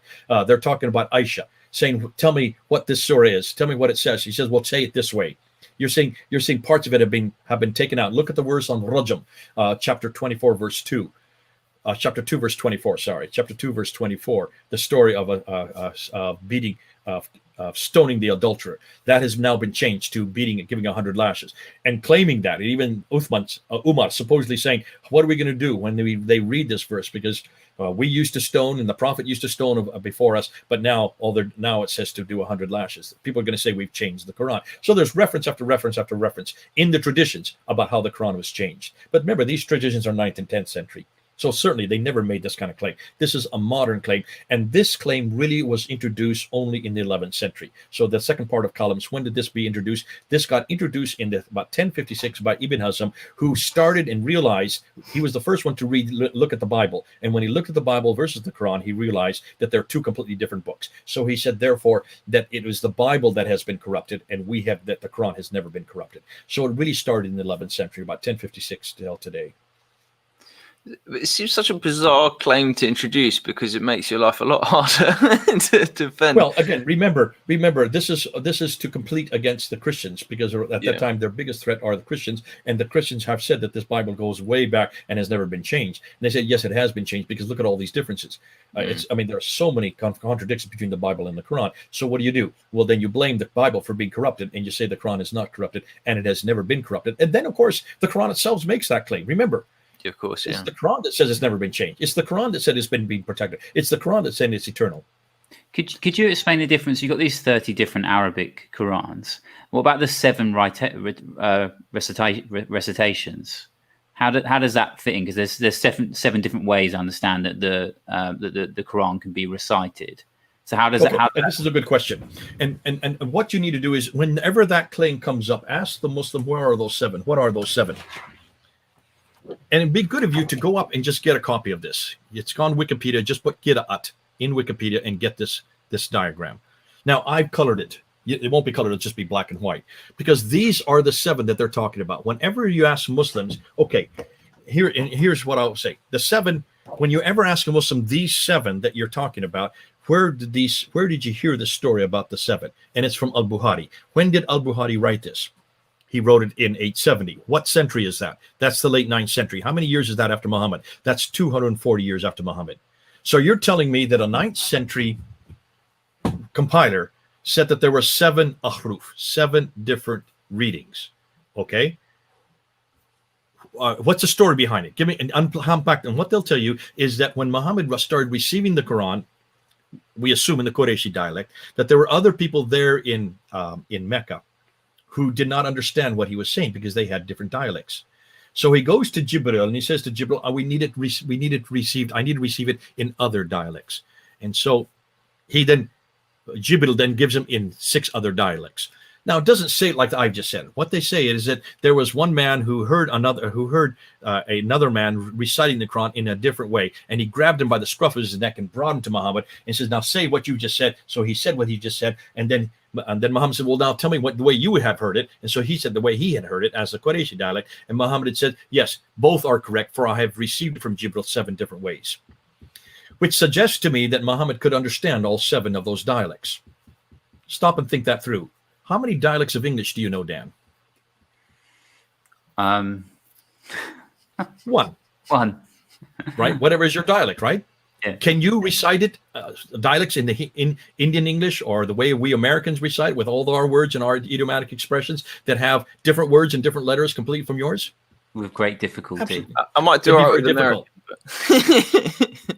But can you see, dialectical differences by definition required to have a written text if it's written down, right? Yeah. So he receives it orally 7 different ways, which suggests to me he must have been either to Kufa or had been to Basra, and certainly must have been out as far away as Damascus to learn these dialects. I don't recall anywhere in his traditions where he learned these dialects. He lived almost all his time in Mecca and Medina. And if he did go up there, he only went as a caravanseer. He only stayed there a few days, then he came back down again. So how did he learn these 7 dialects that quickly? And more on that, if this was so, then how come you don't have any reference of him reciting it in 7 different dialects? And why was this a surprise to these 2 men when they brought him by the scruff of his neck? More than that, if that is the case, by the time Uthman comes to power in 652 and Hudayfa is way up in Azerbaijan and they're having a battle in Azerbaijan, he's in charge of all the Meccans and Medinans. He then goes into the mosque on the Friday in the lull of the battle, and he hears all these Iraqis and Damascus reciting the Quran in their own dialects. He goes to blows with them. They fight each other, and the Hudayfa comes back down to Medina, and he tells Uthman what has happened. And he says, we must be careful that we don't have the Quran in other dialects. We, like the Christians and Jews do, we must get it as one Quran. And that's why Uthman then wrote it in the Qurayshi dialect, had it written by Zayd ibn Thabit. And then he destroyed all the others. So by 652, there are no more dialectical differences. Now, Muslims will say the only thing he destroyed were dialectical differences. Oral. That's the argument you brought at the very beginning of this session. Yeah. Hold on a minute. How can you burn oral dialects? Yeah. With metaphysics. This is your problem here. Yeah. It's pretty tough. You can't burn people's mouths or burn their esophagus. You can't burn orality. You can only burn written text. You can only burn books or pieces of pieces of parchment, right? So obviously, if he's burning something, he's burning text. Secondly, now you don't know Arabic, but anybody who knows Arabic will know what I'm going to say next. How do you find dialectical differences, such as Iraqi dialect, Damascus dialect, Basran dialect, Qurayshi dialect, in a written form, unless you use 5 dots and 3 vowels? The only way you can find dialectical differences is you need to have dots and vowels. That's why if you go to Cairo today and buy a newspaper on a stand there, it will not have many of the dots or vowels written on it. It'll just have the script with certain dots, but it won't have any vowels. Why? Because they want to make sure that that newspaper is also read by people from Iraq and people from Morocco. They want to make sure that people in Jordan can read it, because they will read it. They will put their own vowels in it. The dhamma, the kasra, and the fatha. There are only 3 vowels. To make sure that they get as many people that read this newspaper so they'll get much more higher circulation, they keep the vowels out of it. Those vowels didn't exist in the 7th century. So how can you have dialectical differences in a written text in the 7th century in Arabia? No one has thought this through. And only the people who speak Arabic and read and write Arabic realize this argument. This would make sense in the 9th century when Bukhari was writing this story. Because in the 9th century, there in Baghdad, there were all kinds of dialectical differences written down in a written text. Because the 9th century, 240 years later, there were all kinds of dots and vowels. And by that time, most of these qira'at now were well formed. In fact, almost all of these, not all yet, because they go up until 905. But I would say of the 700 that existed, maybe about 500 had already existed. So he was aware that this is a real problem. He is taking what he knows in the 9th century there in Baghdad, and he's redacting it back to the 7th century without realizing you can't have it, because he didn't realize that there were no dots and vowels that early. Ooh, that's why. We know that because we have the earliest manuscripts to look at. This is why we in the 21st century can understand that this is error after error after error, and only people like Shadi Nasser are picking this up. It's the academics that are picking this up. Now, this is a very academic argument I'm throwing at you, so don't worry about it. You don't have to understand it. But for those who understand this, can you see? This is hole after hole after hole. We're finding all kinds of holes in the narrative. I mean, Yusuf Qadi has given us a great phrase, and that's going to be the standard phrase from here on out. We're going to find millions of holes. Maybe not. Maybe that's too much. Let's say thousands of holes. And I suggest that Yusuf Qadi has done us a great favor. That interview really opened up a can of worms and gave us the narrative and the holes in the narrative that we will be using from here on out. So whenever you hear this phrase, holes in the narrative, we're talking about all these problems, not just the ones of the qira'at. And it's really interesting because it has changed the dynamic of how I think about engaging with my Muslim friends from what I've heard. And one of the questions that we've continually visited in just sort of basic Christian apologetics has been this one. You can see it at the end of the comment. How do Muslims deal with abrogation if the Quran is eternal? I know abrogation was always a big issue, but I'm not sure I'd bring that up anymore just because there's far more interesting conversations to have. But I'll be interested in just with this question, just to kind of get it out there. Would you even go into abrogation with a conversation with a Muslim at the moment? I think that's perfectly okay. 130 Apologetics has got it on the whole. That is a real problem. That's just another one of the thousands of holes. Let me show you why. In the Quran, you have 2 verses, chapter 2, verse 106, and chapter 16, verse 101, which stipulates that which we give, mansuk, we give something better, nasik. Mansuk means weak, nasik means strong. So that which Allah gives in his book, and that's only referring to the Quran. Remember, we're not talking about scripture here. We're talking within the Quran, that there is mansuk and nasik. Mansuk means that which comes first is abrogated, or we give something better by that which comes later. So what comes first would be Meccan versus Medinan. Meccan are from chapter 20 to the end. Medinan would be chapter 1 to roughly around chapter 20. So the first half of the Quran would be Medinan. It comes later. It would be Nasik. The latter part of the Quran would be Meccan. It is Mansuk. It comes first. So if there's any contradiction between these two halves, of which there are hundreds of contradictions. On my paper that I have on the Quran, I have about 52 good ones that you can use just in public discourse. What do you do with these contradictions? You always go with the Medinan, the later. That was revealed between 622 to 632. Now, hold on. You might come back and say, how am I talking about this when I've already said the Quran didn't exist? This is, I'm now doing 2 different arguments simultaneously. What we've done all the way up to now is called the external argument of the Quran. That's called the historical argument. What I'm now doing is what we call the internal argument of the Quran, looking at the Quran as is, and now confronting it from the pages of the book itself. You see, there's 2 different genres of argument here. Are you following that? Yeah. And you need to do that with all pieces of book. Listen, we do that with the Bible. When you're talking about the historical credibility of the Bible, you're talking about the external argument. Did it exist? What are kind of the manuscript evidence, that kind of stuff. But when you look at the content of the Bible internally and look at the logical fallacies within the Bible, that's a whole different set of discussion that you can have with Christians and with non-Christians without even talking about whether or not the Bible was written or not in the first century.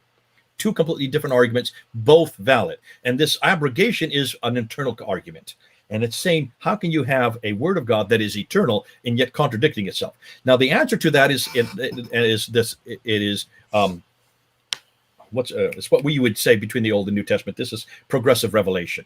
Right. So there's progressive revelation between Mecca and Medina. So what happened in Mecca there, what Muhammad was receiving in Mecca no longer existed in Medina, because in Mecca he was under authority of others, and much of the material that he has there has to do with Christianity and Islam. Once he moved to Medina, he now was in authority, and hardly anything in Medina has to do with Christianity and Islam or Judaism. It has all to do with ruling and his wives and everything that was helping. That's why the surahs are much, much larger. That's how they would answer it. The difficulty I have with that is, if this is an eternal book, how can you have abrogation within an eternal book unless you're going to use progressive revelation? Yeah. The difficulty is many of these contradictions have nothing to do with progressive revelation. No. If you have in one case in Surah 7 and in Surah 30 that the earth was created in 7 days, and then you have in Surah 41 that it's created in 8 days, that has nothing to do with progressive revelation. That's a scientific fact that is an abrogation. You've got to deal. You're contradicting yourself scientifically. Okay, so that's how you can argue that. So that's an internal argument, and there's a whole litany of that. And I've done a whole series of studies on all these historical errors, these scientific problems, these difficulties, these anachronisms, and these internal contradictions. That's an entirely different genre of of polemics than the historical argument. I would prefer Apologetics 136 or whatever his name was. Yeah, I would prefer the historical argument because it's much more damaging. Secondly, this is another reason. I did a debate with Dr. David Wood. Do you know who David Wood is? Mm-hmm. Yeah. I did a debate with him in California about 3 weeks ago on whether or not Muhammad existed, on this very discussion. I don't know if you've had a chance to see that debate. It's gone viral all over the internet. David Wood, Sam Samoon, Hatun Tash, our good friend there in London, have made an industry out of confronting the Muhammad of the Quran. This guy over here, the Muhammad of the traditions. Sorry, did I say Quran? Yeah. Muhammad of the traditions. Sorry, I didn't mean the Quran. That's a good thing that I make mistakes as well. So Muhammad of the traditions, 9th and 10th century, they are absolutely dependent that he is the real Muhammad because their whole career is based on it. They need him there because he is such an easy person to mock and make fun of. And if you look at David Wood, he has done an amazing job of destroying that Muhammad. So has Sam Shamoon. So has almost everybody, including myself. I did that for the first 20 years. That's all I did was confront that Muhammad. He's easy to confront. The difficulty with that is it borders on hate speech. It's very close to Islamophobia. And whenever I did it, people were saying you hate Islam. No, I don't. Well, it's not that I hate Islam. But they interpret that as I hate Muslims. No, I don't hate Muslims. That has nothing to do with hating Muslims. If you want to say if I hate anybody, it's Muhammad. That's why I'm mocking him, because he is not relevant for today. And David Wood and Sam Shamoon and Hatun Tash and almost anybody who is working in this area of apologetics and polemics have used that paradigm over and over again. I, however, would rather go over here to this side. I would rather use historical criticism. Why? Because historical criticism goes beyond it mocking Muhammad to, hold on a minute, did he even exist? Mm-hmm. Now, in using that kind of material, I'm not mocking Muhammad, number one. Therefore, I cannot be called a hate preacher. There's nothing we've done in the last 2.5 hours. Well, we've been going almost 2.5 hours now. There's not anything I've said that's hateful, is it? Have you picked up any hate there? Nope. Have I mocked Muhammad at all? Have I mocked Islam at all? Nope. No, there's no reason to. Why would I want to? More than that, I cannot be taken to court with this, so it's a lot safer for me because that's why I don't get strikes. Have you noticed David Wood and Hatun Tash get strike after strike after strike on their videos? I don't. Why don't I get strike? Because there's nothing hateful about what I'm doing. Also, is this not the more damaging? Because if you're going to sit there and mock Muhammad, what's going to happen? Muslims are going to turn you off. They're not going to listen. And the vast majority of people that listen and watch and deal with David Wood, if you look at his site, the guy is absolutely popular. 500,000 subscribers. Who gets that kind of subscribers in this kind of material that's not entertaining? Well, it is entertaining because he's very entertaining. The guy's an amazing communicator. And he is actually very funny. But the difficulty is not many Muslims watch his videos. They are coming to Christ because of it. I'm not, absolutely are. The difficulty is he's not, that when you start mocking Muhammad, Muslims usually turn away. Over on our site, if you look at the people who are watching, about a third of the people who comment are Muslims. They are angry, but they're not angry at me. They're angry with the material. Yeah. They don't know how to deal with the material. I get emails almost every week now from Muslims who have left Islam because of this material. Wow. Almost every week. And I've never seen this kind of traffic that's come by since this year. Goodness sakes, with the videos I put up a year ago would get maybe 1,000, 2,000, 3,000 views. Now almost every video goes over 10,000 within a few days. And the reason why is because we're hitting at the very foundations of Islam over here. When you start questioning the root of everything Muslims believe, and we're really, remember, as I said at the very beginning of the show, there are two things every Muslims are dependent on, and that's one book and one man. Exactly the same way there are two things we're dependent on, one book and a man as well. But we have had a book that has gone through every one of these criticisms. Their Qur'an is just now beginning to go through these criticisms. We've got a person of Jesus Christ that has withstood every criticism. Muhammad is not able to even withstand one of these criticisms. Now, that kind of material that we're using today, I don't know. Now, this is the first time you've heard this, isn't it, Phil and Dan?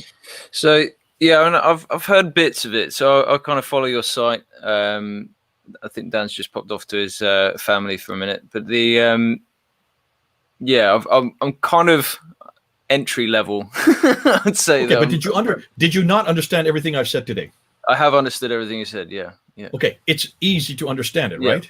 Absolutely. I've not shown you any pictures. I've not shown you any inscriptions. I've not shown you any coins. I've not shown you any qiblas. I don't even have to show it to you. You can understand what I'm saying. Absolutely, yeah. But I also know where I could then test that. So I'm not sure. I would suggest almost everybody that's watching. I don't know who's all watching and how many people you have right now, but I would suggest that the vast majority of them also could understand everything I've said today. It is the easiest material we've ever come across. I've never seen something this easy. I've never had this easy a job trying to communicate what I'm saying, because you don't have to know Arabic for what I'm saying today. There's not a word of Arabic you have to know for anything. And the fact that you two guys who are not in this field, this is foreign to you, are able to understand everything I've said, so suggests to me that this is by far the best material we've come across. It's politically correct.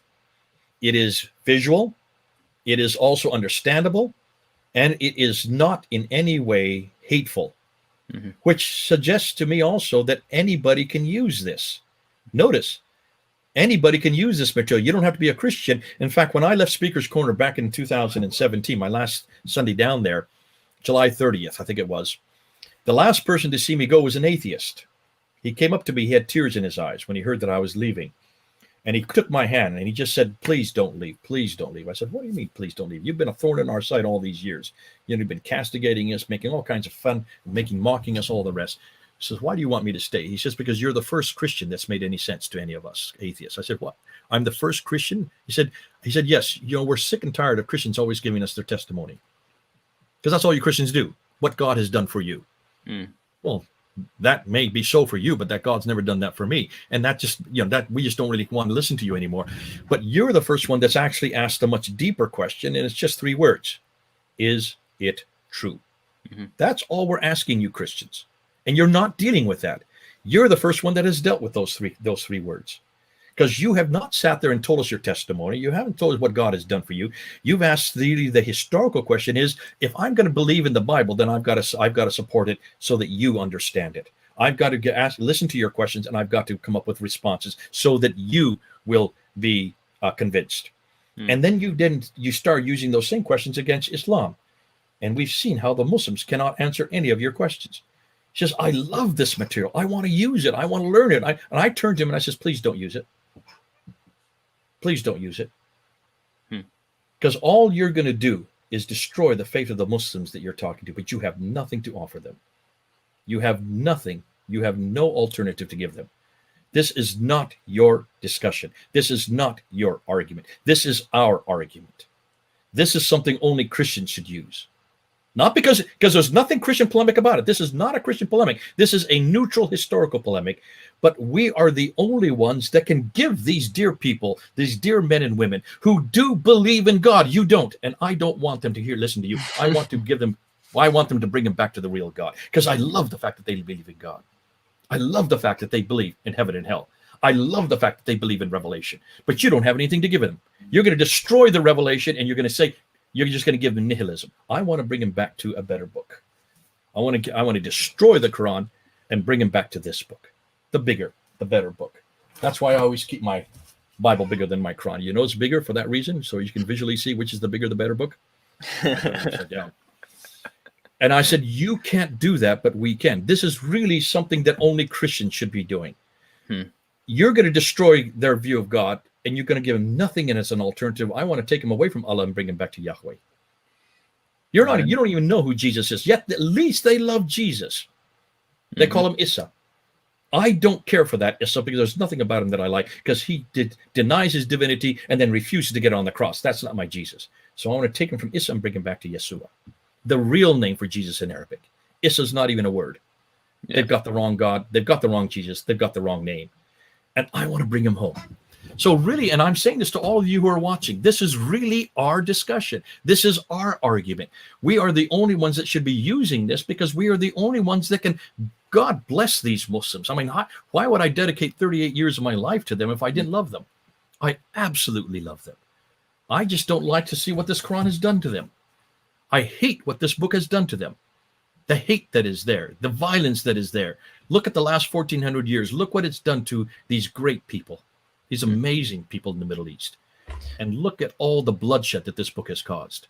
I want to get him away from this book. I want to bring him back to the real peace, the only peace, where Jesus says, the only one, he says to us, we must not hate our enemies. We must love our enemies. That only Jesus is. That's why it really should be our job, both Dan and Phil. This should be something that we should be using in our environments with our Muslims. And probably the best way is to use the same arguments that have been thrown against our Bible. Why don't we just take those same arguments and ask them of the Quran? Why the same arguments that have been thrown against Jesus Christ, why don't we take those same arguments and throw them against Muhammad and then bring them back to Jesus Christ? Because listen, Muslims come up to me over and over again. They said, we love Jesus. Why don't you love Muhammad? And I say, exactly. Of course you love Jesus.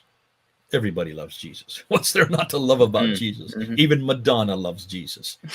Everybody loves Jesus. There's nothing wrong with Jesus. He's as relevant today as the day he came 2,000 years ago. But Muhammad, you got about an hour. I'll tell you all the problems I have with Muhammad. But, I'd rather not even do that. I'd just rather bring him back to Jesus. So I think, in some ways, everything that we've been talking about in the last 2.5 hours really is something that Christians should be engaging with, that Christians should be involved with, because there's nothing hateful about what we're saying here. And we understand it best because it's all been applied to our Bible, to our Lord Jesus Christ. Therefore, we understand the paradigms. We understand redacted criticism better than anybody else. We understand source criticism. We understand textual criticism. All these criticisms, we understand the best because we know where it's been used, and therefore we can also apply it best. But then, that means that we're going to have to learn this book. We're going to have to learn about Muhammad. And that's what most Christians don't want to do. Yeah. I'm still processing most of that. And there's so much good stuff in there to sort of take away and digest. So I'm just going to say to the stream, we're coming up to probably my upper limits on sitting in front of a screen. But there's a couple questions here. So one's a quick one, Jay. Are you ever going to go back to Speaker's Corner? Yeah, I come back every time I come through London. I come to Speaker's Corner because Hatun Tosh is there. She was on my team. Yeah. She now has taken over my ministry there. You had Beth Peltola. When I left London, I left 5 women behind. I could not find one man who could do what I was doing. Only the women could do it. Isn't that interesting? It is interesting. There were just no men that would come and do what I was doing at Speaker's Corner every Sunday, except for 5 women. And the 3 of them now have their own ministries. They're completely going faster and quicker than ever I could go. One is Hatun Tosh, who has DCCI. So when you go up on YouTube, go to DCCI, defending Christ, critiquing Islam. You must bring her on board so she can desecrate the English language like she does every Sunday at Speaker's Corner. And then, of course, Beth Peltola. She was Beth Grove when I knew her. She's now married to Peltola, beautiful Finnish man. And she has now started a whole new ministry called One Truth Project, which I'm working with her. And so I'm helping teaching the One Truth course with her. And then Sarah, who used to be called Sarah Foster, now she's Sarah Lumgare.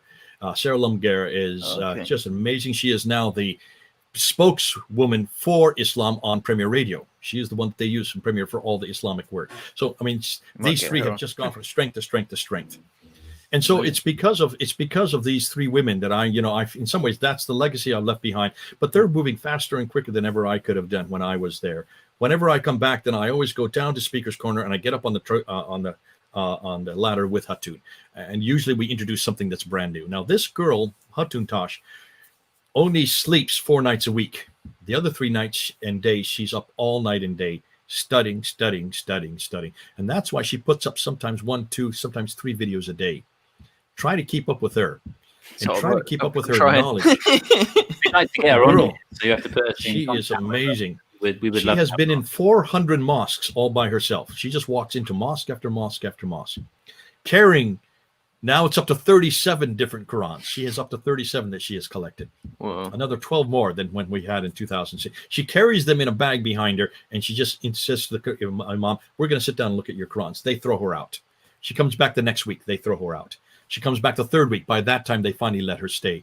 And in the last year that I was there, I don't know what the latest statistics are, but in the last year I was there, she brought 125 Muslims to Jesus Christ, only using polemics. Only using polemics. The thing we were told never to do.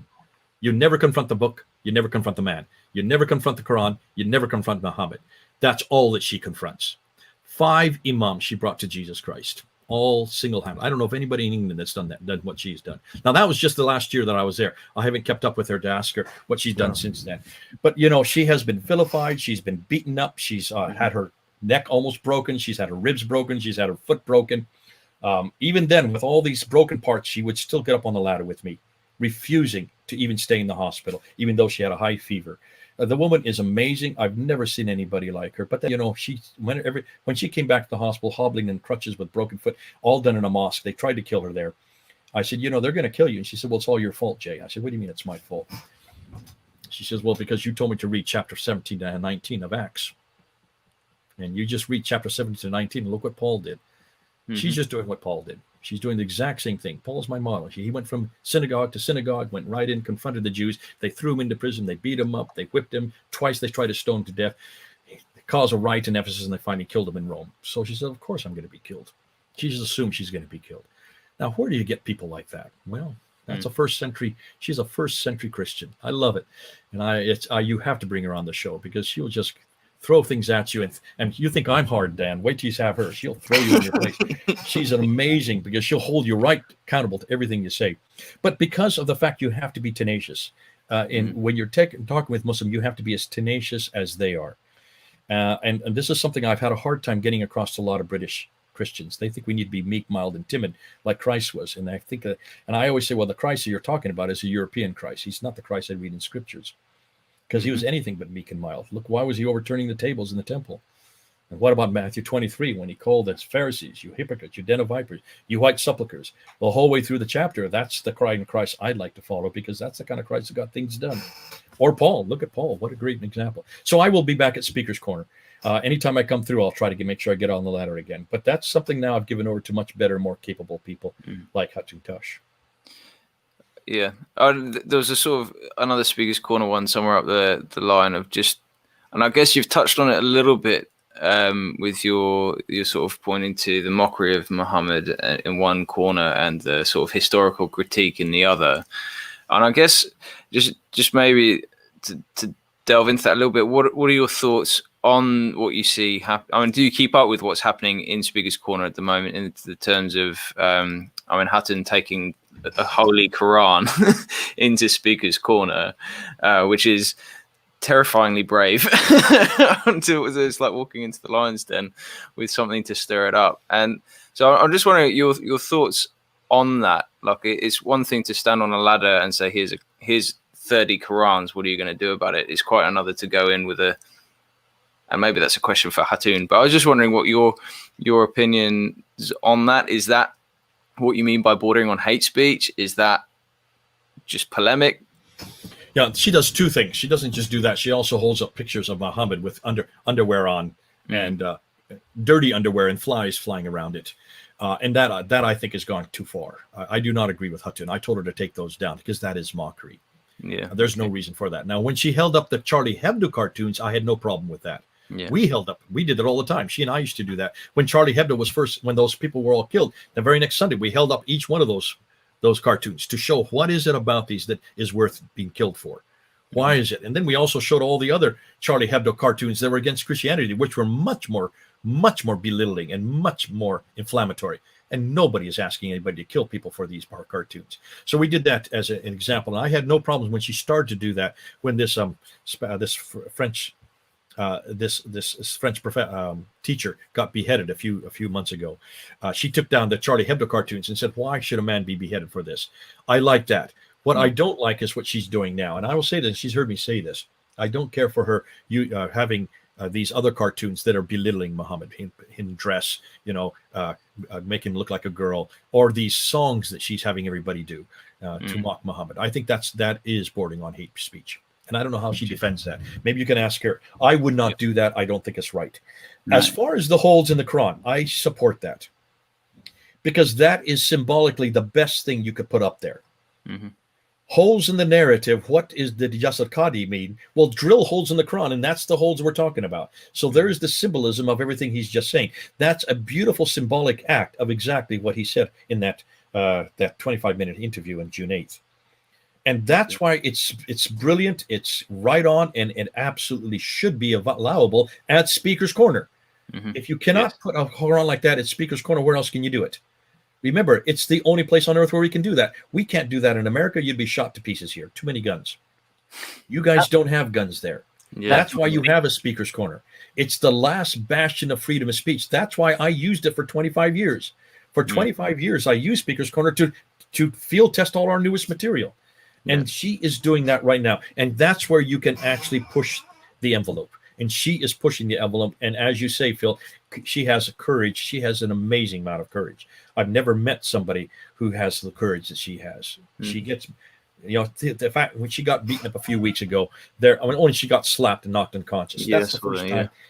That's the first time in 8 years that's ever happened to her. And that was fortunately that was on film. Yeah. Listen, we got beat up much worse than that. The guys get beat up all the time. The girls, they don't touch. And the guy that did it to her was a lone wolf. I don't think he knew what he was doing. I think he was just reacting out of anger. It was not intentional. And she didn't press charges. But, in some ways, that has been blown up way much more than it should be. Because look what she did. As soon as she got beaten up, and as soon as she came to, what did she do? She just kept on preaching as if nothing happened. And that's what you must do. Mm-hmm. Whenever I got beaten up, when they try to open up my throat here, and when they broke my glasses, I never would talk about it. I just get up and just keep talking as if nothing happened. You don't make that the object of your lesson, because if that becomes the object, then you become the object, or the violence becomes the object. Then you've lost the initiative. You've lost the narrative, and that's why I trained up Hatun to do this. Never ever, the abuse they're giving you. In fact, don't even worry about the person standing in front of you. Worry about the camera. Always look at the camera. Because it's the people in the camera you're trying to convince. The crowd that's there is a rent-a crowd. You need that crowd there. They're useful idiots. You need them to say the things they're saying. You need them to react the way they're reacting. You need them to make the noise, because that gives you that. Not only is that entertainment value, it also shows them that these are very real questions that's bothering them. But you never let that become the message. Always, always, always make sure that what they're hearing in the camera, because that's the one that's going up in line, that will be there forever, and that message will be one of the ones that convince people of how hopeless this religion is, and how hopeless that book is, and how hopeless that man was. Dan, you were going to ask a question. No. I was going to say some more stuff about Hatun and things she was doing, but I think that's probably best left until we are able to. Jay's able to put us in touch with her, so we can have her to chat with her. I think that would be a lot of fun. You need to bring her on. She could answer this much better, and ask her the question you just asked me, and tell her that I disagree with her on the cartoons that she's putting up. She knows it already. I text her and says, get those down. You are going beyond what you should be doing.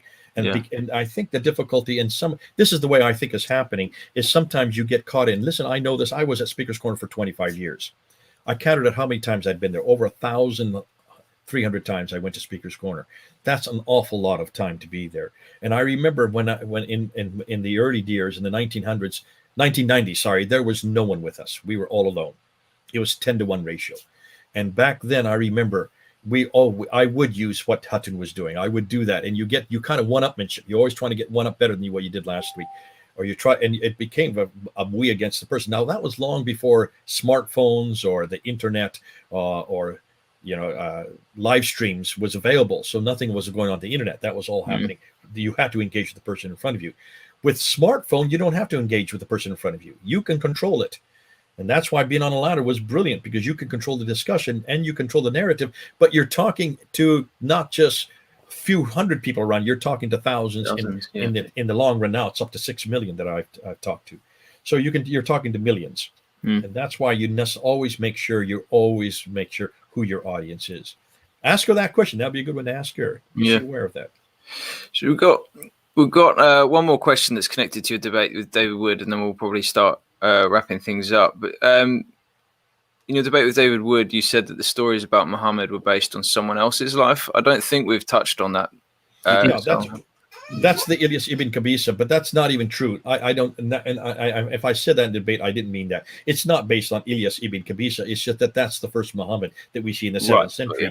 And so therefore, all the references to Muhammad in the 7th century from other sources are probably talking about that Muhammad. The Muhammad that was finally existed in the 9th century is totally based on a narrative that was coming out of the Abbasid environment. Now, David's rebuttal to that was, well, these are embarrassing stories. Why would you create embarrassing stories about your greatest model and your paradigm? That doesn't make sense. Therefore, it suggests to him that would mean that he is the historical Muhammad. And I say, no. He made the same claim when he debated Robert Spencer in 2012. In fact, he hadn't changed. The 10 examples he gave to Robert Spencer were the same 10 examples he gave to me. I couldn't believe it. I was there with a blank sheet of paper, hoping that I would write down all kinds of things as he went first. I didn't put a pen to paper on that empty page of paper, because I just picked up all the questions he asked to Robert Spencer, and I just ticked off each one. He just went through the same 10. He hadn't learned anything in 8 years. Wow. And when you look at the 10 embarrassing stories, 8 of them were not embarrassing. So he has sex with a 7-year-old, and he's 53-year-olds. That's quite ennobling. If you are the prophet, you're going to have sex with young girls, because that means you're virile. So he has sex with 15 women. That shows your virility. Anybody in the 9th century, what David was doing is he was looking at these stories with Christian eyes. You cannot look at a 9th century environment character with Christian eyes and assume that these are embarrassing. These are not embarrassing, and that's why Muslims are not listening to David. When he talks about all these embarrassing stories, Muslims, well, what's embarrassing about that? Our prophet was virile. Why wasn't Jesus virile like this? Yes, our prophet. And when David said, well, what about all the times he was attacked by demons and he wanted to commit suicide? That shows that he's weak. No. Take a look at all the stories of our prophets. Every one of them, they had attack after attack after attack. They resolved the attack, and they were victorious.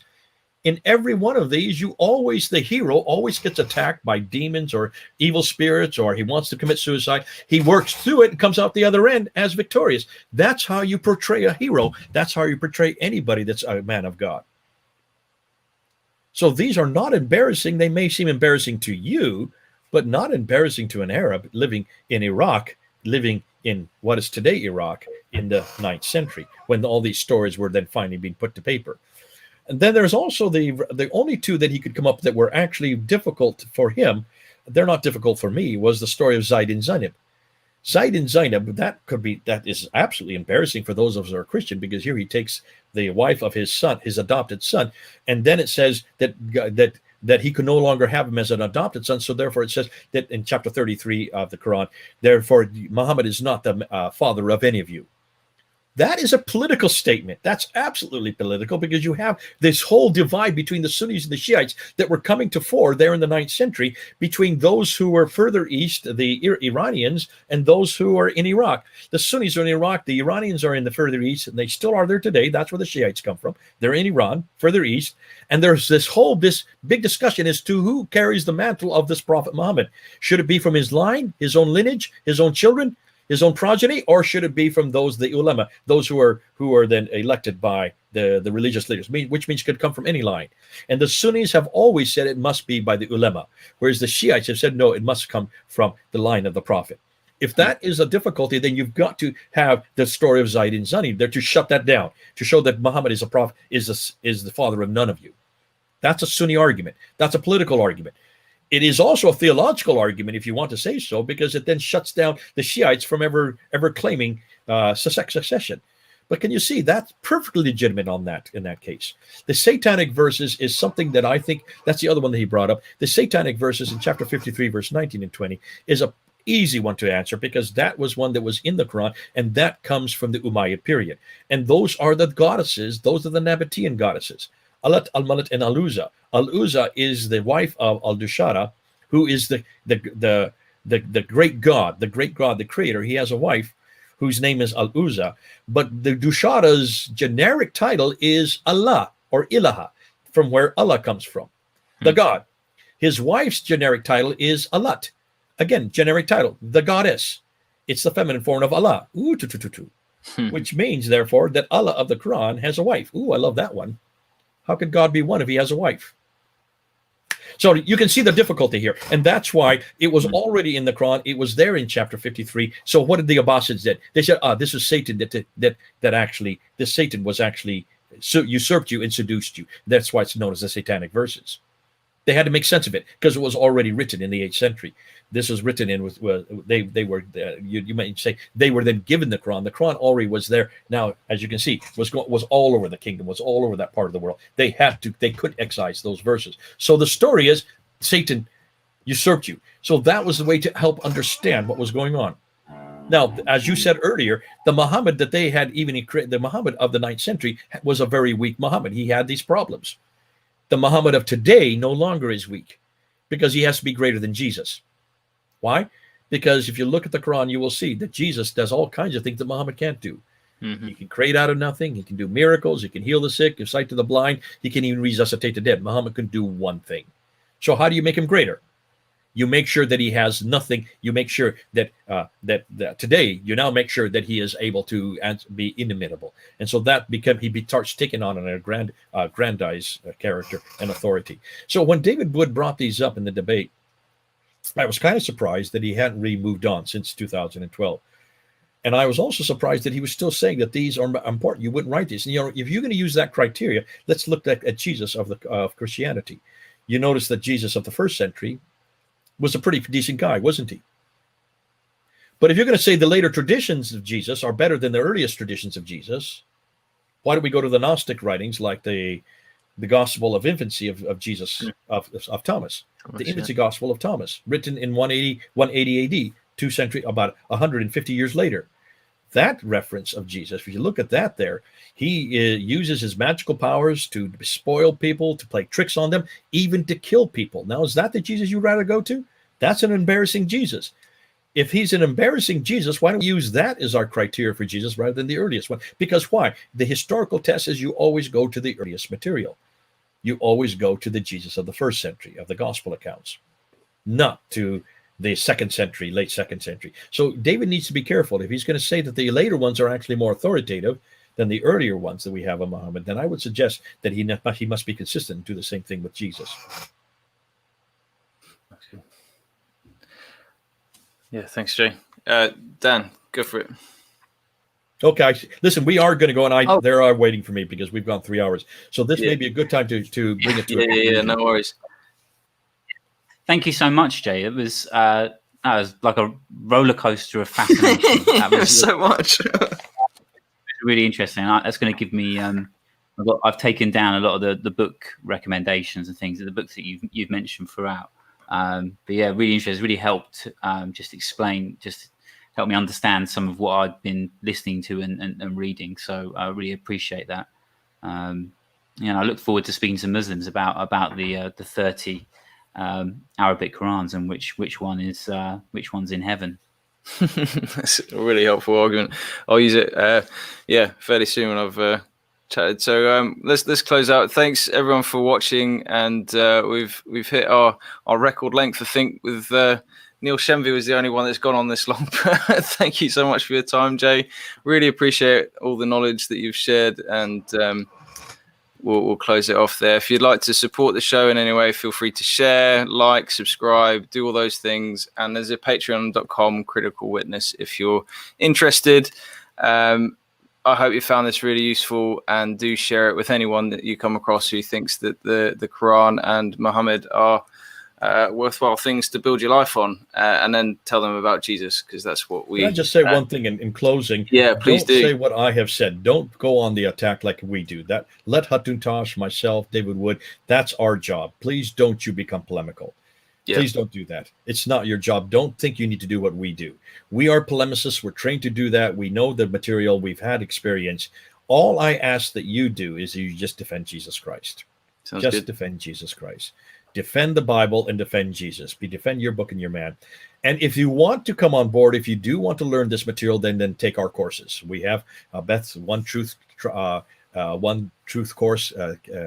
One Truth Project course, and also we now have put together a master's degree that we have up and running. We just got it running on October 26th. It just began. We now have a 3-year master's course that you can take online. You can ask me about that. I'm the director of that. We have now 5 major teachers, 36 units, and you can get a master's degree in all this apologetics and polemics. It's the first one in the world, and it comes from Veritas International University in California. Sounds good. Yeah, thanks for that. And where would they contact you for that, if they're interested, just to share? I'll give you the email. Oh, the email. It's VES at. Hold on, make sure I got it right. Just keep talking while I bring it up. We can add it later. Don't worry too much. Okay, it's VES at edu. I don't want to say org or com. I don't know off the top of my head. But no worries. Just keep. We'll stop there, and what we'll do is I'll put it there and I'll give it to you. But just inquire about that. I'm sorry, I should have had it at my. No, it's all right. It's just on the off chance that you did. That's all good. So thank you very much, and have a very good night. We'll end there. See you later.